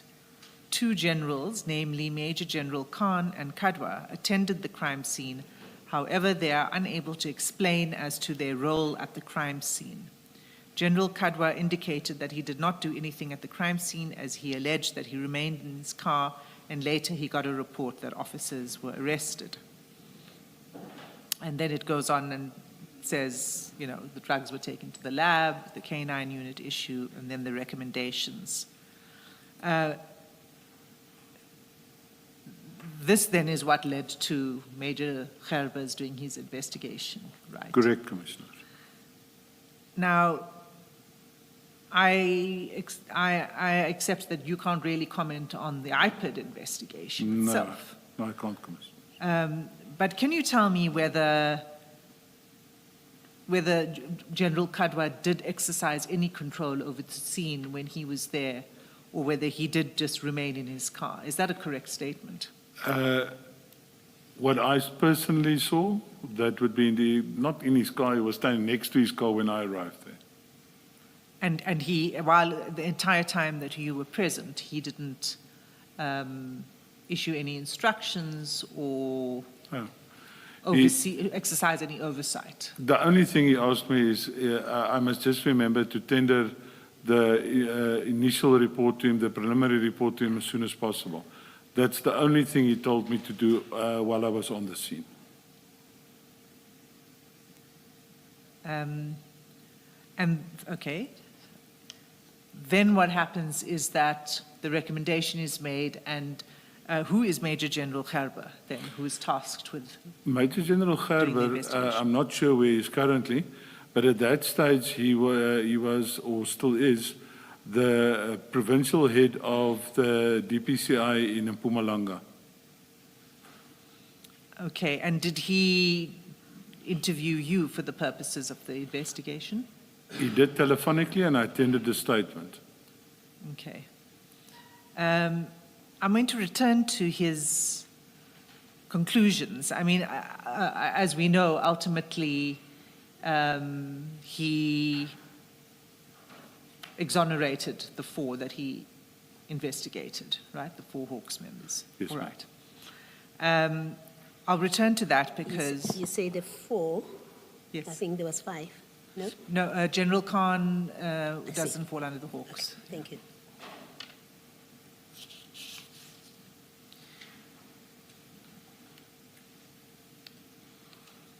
And then who was the complainant in this IPID investigation?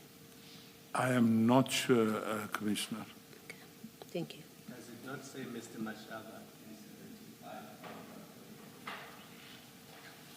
75? Sorry, my mic was off. It says the complainant in brackets, Mr. Mashaba. Paragraph 3 on page 75. 79.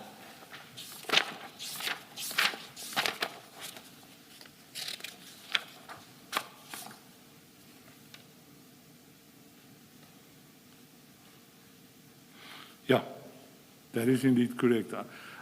Commissioner, I haven't seen this report before until the bundle was given to me over the weekend. It seems to me that the complainants are the 3 police officers who were arrested. Yes, the traffic officer, the 2 police officers, and then the private individual. I think you're 100% correct, Commissioner.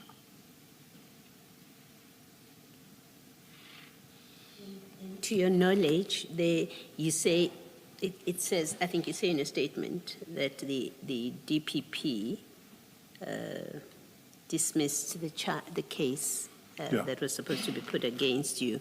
Do you know what was the charge against you in particular that the DPP... If my memory serves me well, it was corruption and defeating the ends of justice. If my memory serves me well, Commissioner.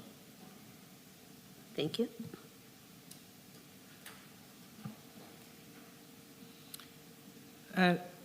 Thank you, Colonel. As I said, I might return to the Gerber report just for some of his conclusions, particularly about concerns that he did have, despite the fact that he didn't think that there was sufficient basis to pursue any disciplinary charges against any of those, any of the 4 of you. He did raise some concerns about the investigation, some of which we've covered a bit today. Yes. I would like to return to that, but before we get there, you were at paragraph 13, and you had read the first paragraph of your paragraph 13. and you said that at the time of the investigation, you were asked to confirm the status of the exhibits. That's in correct, the case. Commissioners. Can you take it from there, please? If one looks at my additional statement, the first meeting we had with the people at forensics in an effort to try and address this tasking that I received, myself, Lieutenant Colonel Jacobs, Captain Norkia, and Warrant Officer Morris went to forensics on the 3rd of December. When we requested to, I explained to them the reason for our visit, and we requested them to physically see these exhibits. They went and looked for it, but they couldn't find the whole consignment. And they returned to us and they said to us, well, there's no problem. They couldn't. I said to them, that's not acceptable. And I then phoned, as I indicated in my original statement, I then contacted Brigadier Allen, who is their commanding officer. And I requested her to assist with this tasking and to actually intervene because I didn't get joy from her personnel. And when did you contact her? You say it in the statement, if you can just say it for the record. I contacted her, I cannot recall exactly when it was just after our meeting, our original meeting in December. So in paragraph 13 in your main statement, your original statement, you say in the beginning of February 2025. Brigadier Allen contacted me. Oh, I see. So let's just step back. So it was December when you first made the request. Yes. They indicated there's a problem. Yes. But they couldn't answer your questions to your satisfaction. So we literally called it a day and we left. So I phoned her and I asked her to intervene and assist us so that I can adhere to this tasking that I received.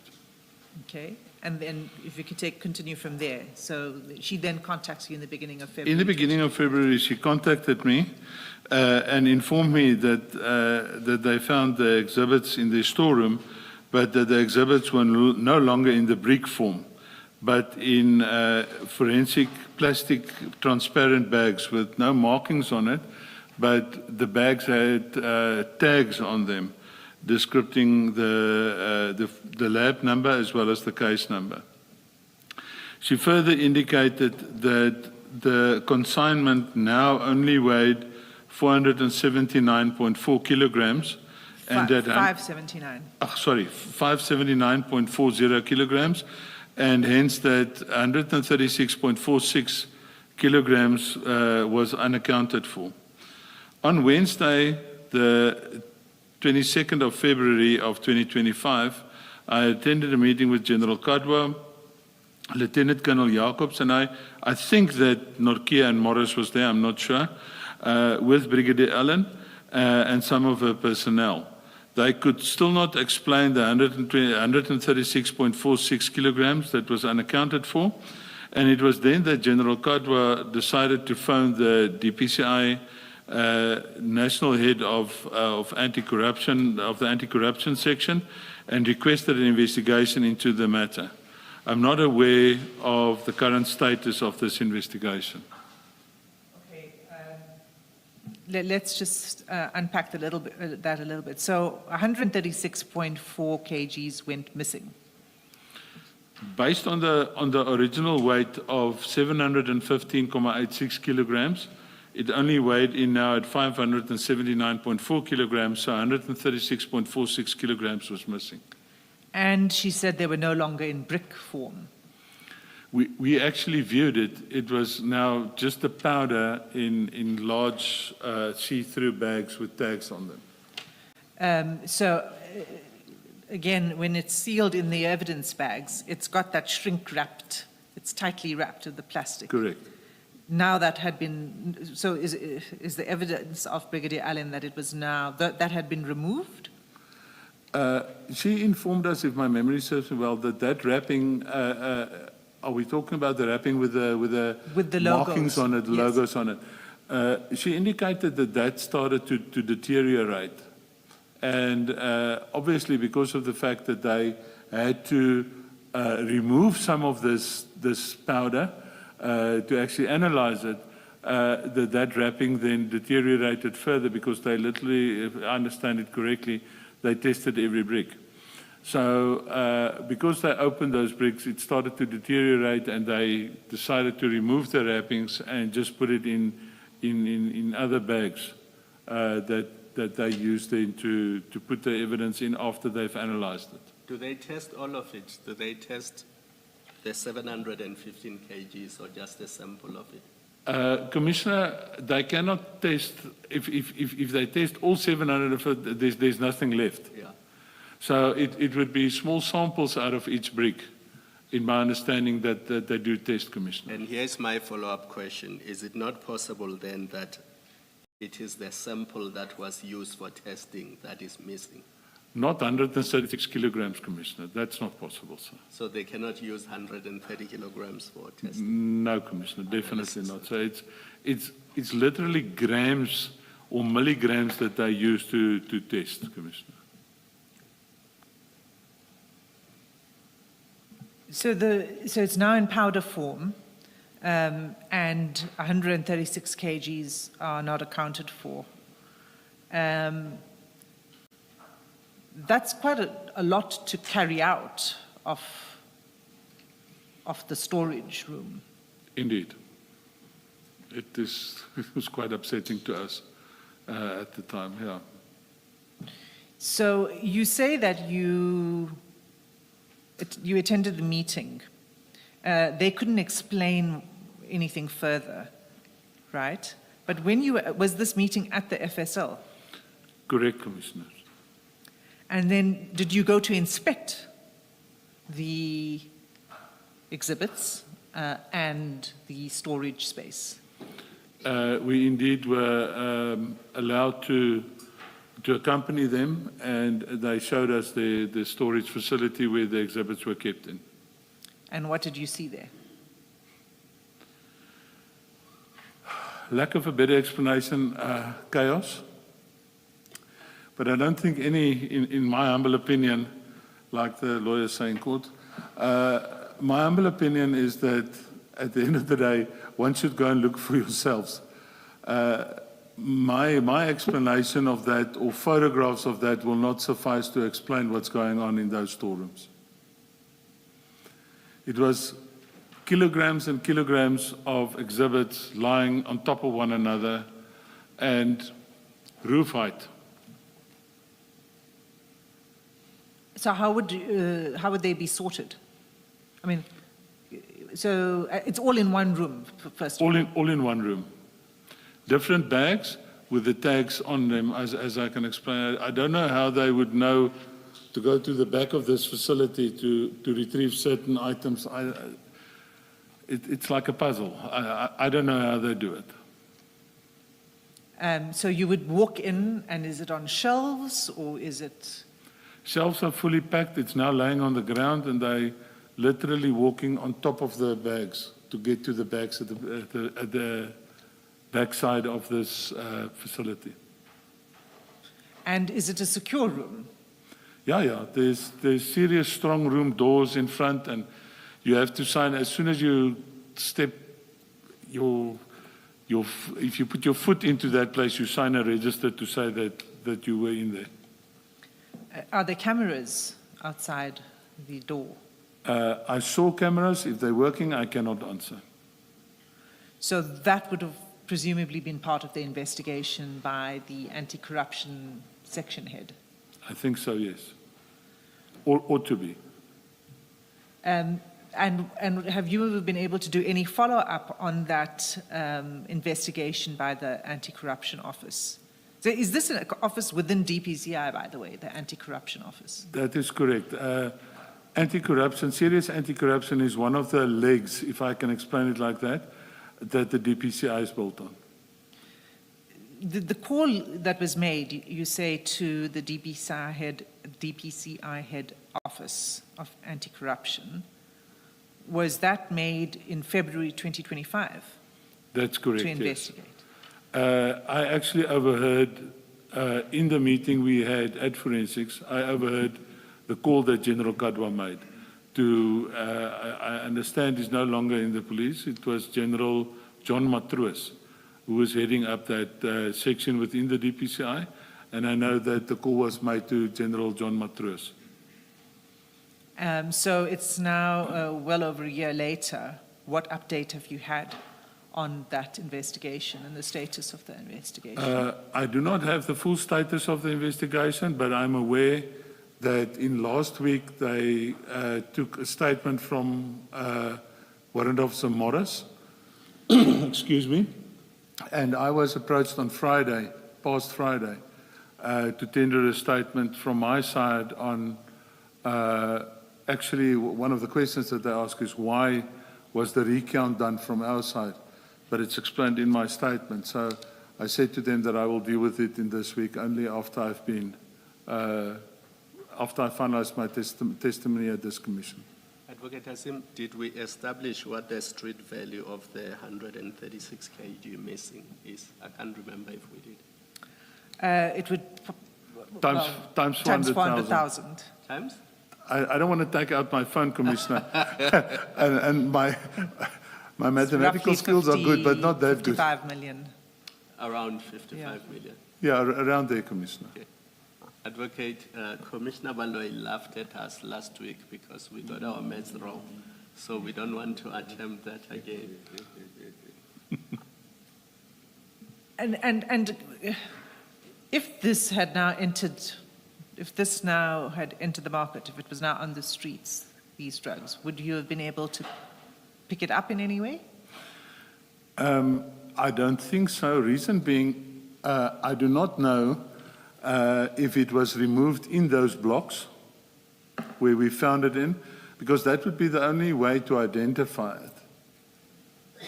But I believe that after the analysis, it was no longer in that block form that we seized it in. So it is, cocaine is a white powder. The end product is a white powder. So it will be very difficult to identify that on the street per se, Commissioners. So there's another incident that happens in February 2025 at around this time that these drugs go missing.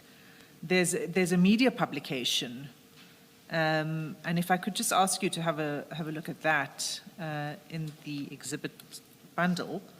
It's at CJC 217.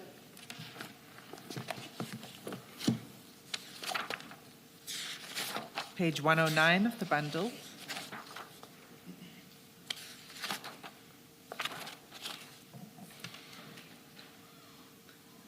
And it's dated 22 February 2025. And the title of this media report is Crime Intelligence Battle, Key Witnesses in Feroz Khan Disciplinary to Face Drug Charges. Right? The report discusses what happened at the Eriton scene and the 4 suspects that were arrested. And it, in quite a lot of detail, including photographs from the scene, including the similar photographs to the ones you've showed to the Commission. But it says more. And if you look at page 115 of that report,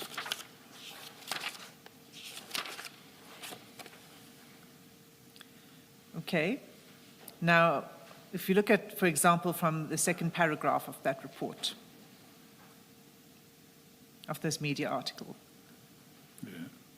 Yeah.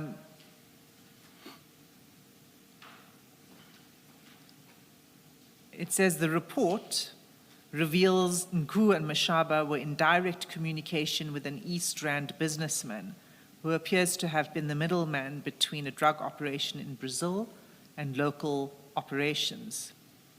It then goes on to talk about chats from encrypted messaging services that revealed that Nku was talking about certain employees at the Durban port that were, in inverted commas, our guys. It refers to the businessmen who went by a particular alias. And you'll see also, as you scroll down, that this media article has the actual messages that were shared, that were obtained by internal Hawks investigators. It has evidence from the cell phone analyst, and it concludes, it opines that the emergence of this evidence is likely to prove crucial to Khan's survival in the disciplinary round, and then it continues to talk about Khan's troubles, and it's actually a very pro-Khan article. It's a very favorable article. And all of this evidence that it leaks, essentially, comes from an internal report that I think you're familiar with. Can you confirm whether you know about these WhatsApp messages and the evidence regarding Nku and the Durban businessman? Not this specific, I cannot recall the specific WhatsApp messages that's published here. And I do not know where would they have gotten this. I know there was analysis done, by our PCMC, the Provincial Crime Management Center, which also forms part of the DPCI. But to where this comes from, and I haven't seen this prior to today. Have you not seen a presentation that provides an analysis of the evidence Not of this specific, but I've seen part of a presentation by the PCMC, yes. Is it similar Yes. evidence to what is Yes, in the similar, yes. So how would information, I mean, I would think that that's quite sensitive, confidential information. Absolutely. How would that be leaked to the media? I do not have an answer, Commissioners. I would not know. It's actually sad to see something like this. What is the risk of it, this kind of leak to an investigation? The risk of it is plain and simple to the fact that at the end of the day, if these type of things are published, it makes it easier for the criminals to see what we're looking at and how we do our investigations. And that would hamper further and future investigations into this type of syndicates. Thank you, Colonel. And then I said I would come back to the Gerber report. Sorry, you were going to continue. Please go ahead. Sorry, if you would allow me, just to take you to page 109 of that same, the first page of that article. You will see that photograph of the black bakkie with the black bags on top of it. Also in front of it, that is not captured in Warrant Officer Wood's sketch of the scene, you would see a marked police vehicle parked right in front of it.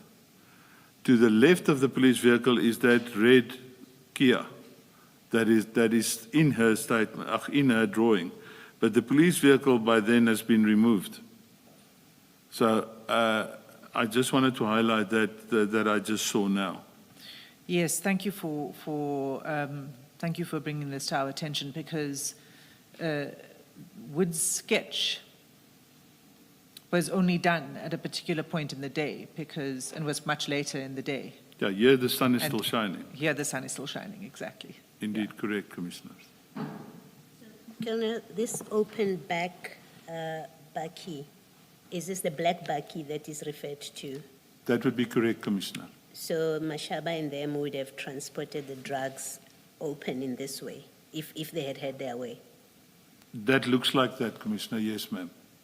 Okay. And without protection? I cannot answer to that, ma'am. Yes. I do not know what their plans were at that stage. Thank you. And just remind us, the police van is the one that prevented the black Nissan bakkie from leaving the warehouse. This is what I found when I came on the scene and I asked what's going on here, and it was explained to me that that black bakkie apparently wanted to leave, so it was blocked in by a Booysens police van. Yes, Commissioner. Going back to the FSL, the drugs that are now, that cannot be accounted for, the one, I think it's 136 kilograms that cannot be accounted for. Do you know if FSL has conducted its own investigation of what happened, because this was in their custody? I'm not sure. I think Brigadier Allen can attest to that, Commissioner. I will not be able to comment on that. And you haven't seen any FSL records that account for who handled these drugs at different stages until the amount of 751 has reduced to the 579? You haven't seen any records of that? The only records I could see was the 212 statements by the analyst of people handling the drugs, Commissioner. Apart from the 212 statements where the people's names appear that did the analysis, I'm not able to give any other names. Okay. Thank you. Thank you.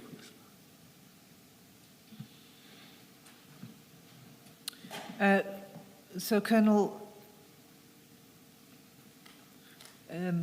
Major General Gerber's report, right at towards the end of the report, where he makes some findings. If we can just turn to page 106. CJ?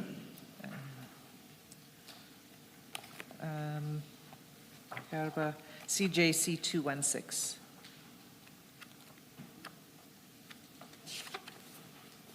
CJC 216, and specifically page 106. I'm there, Commissioners. Thank you. So he says he doesn't find evidence against the four. But then he says the following. He says, and it's sort of like the second paragraph just before the bullet points. There were fundamental administrative errors made by the investigators assigned to the team, and I highlight these, although they have no bearing on the IPID recommendations. And then he lists them. And he lists them as follows: errors in relation to serial numbers on the evidence bag, statement of Captain Norkia and Warrant Officer Morris, who performed the seizure together, differs, but was rectified and found to be an administrative error. The number of evidence collected, statements indicate 700, whereas FSL received 715. Several witness statements also confirm 715. The 1 brick of cocaine recovered by LCRC and handed over to DPCI, indicating members did not fully explore and receive all exhibits, a human error given the circumstances. Next, premature arrest of police officials, albeit justified based on circumstances at the crime scene. If allowed time to investigate, a different outcome may have been achieved.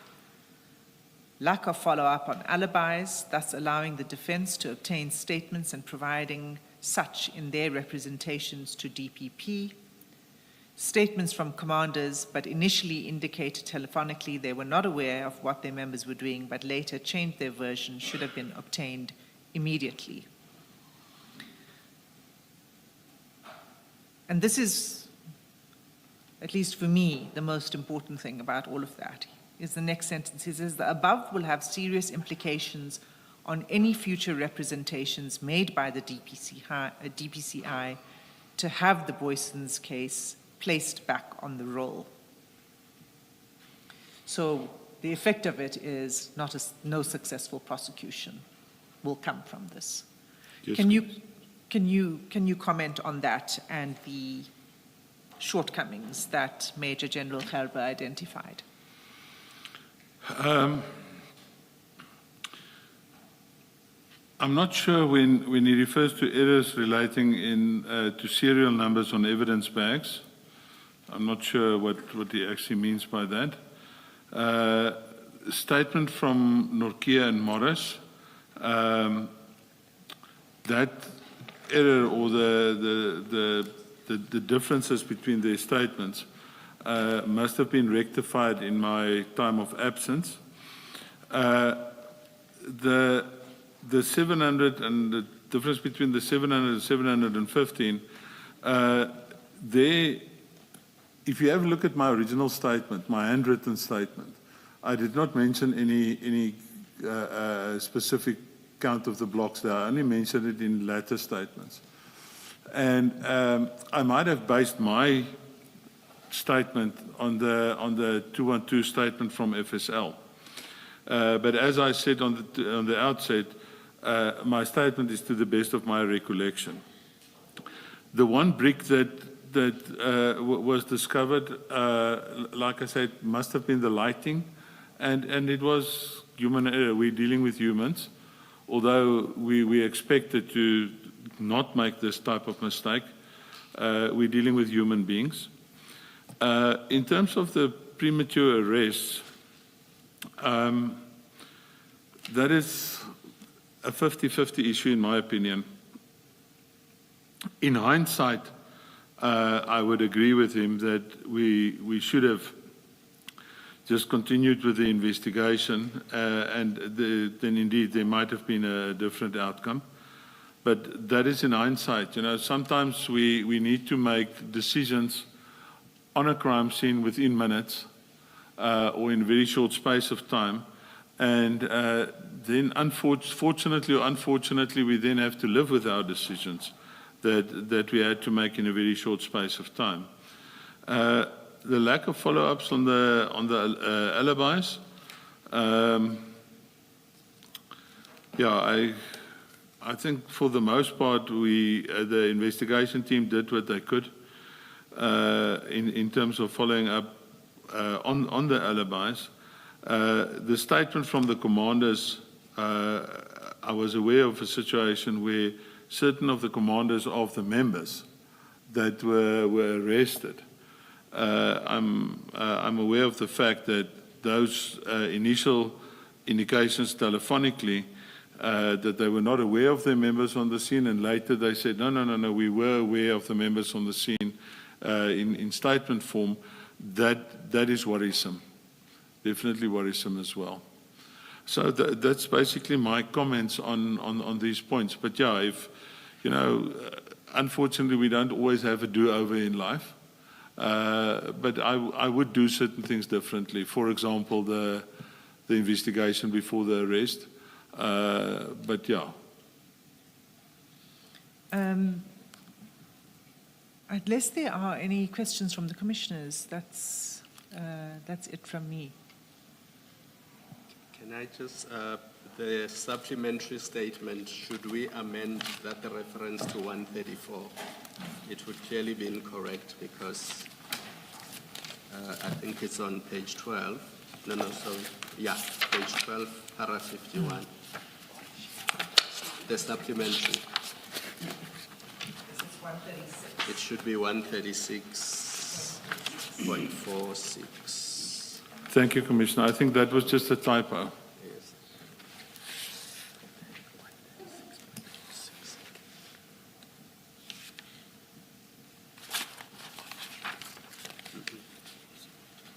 I think it's in paragraph 51, it's the same thing. Yes. Yeah, that's where I was. 51 and 52. Yes. Both 51 and references. 52.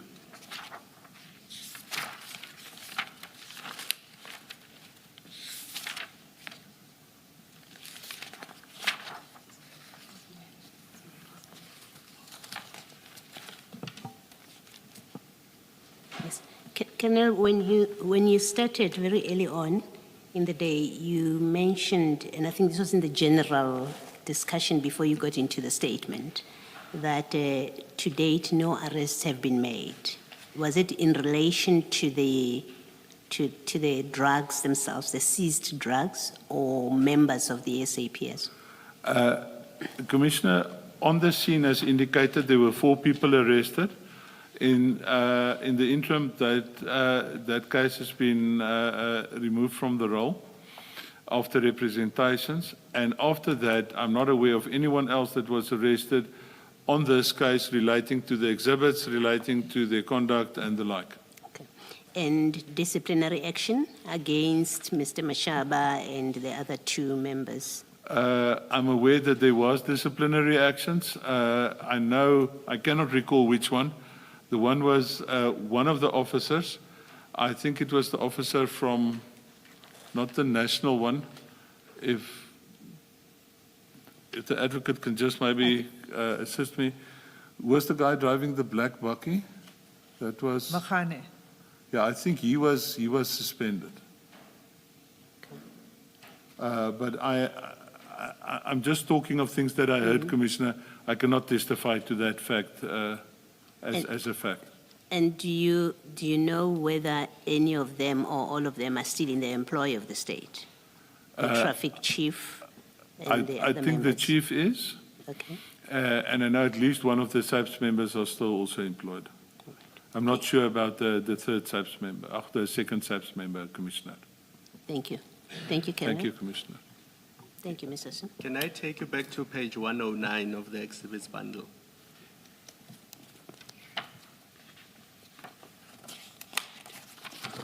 CJC 217.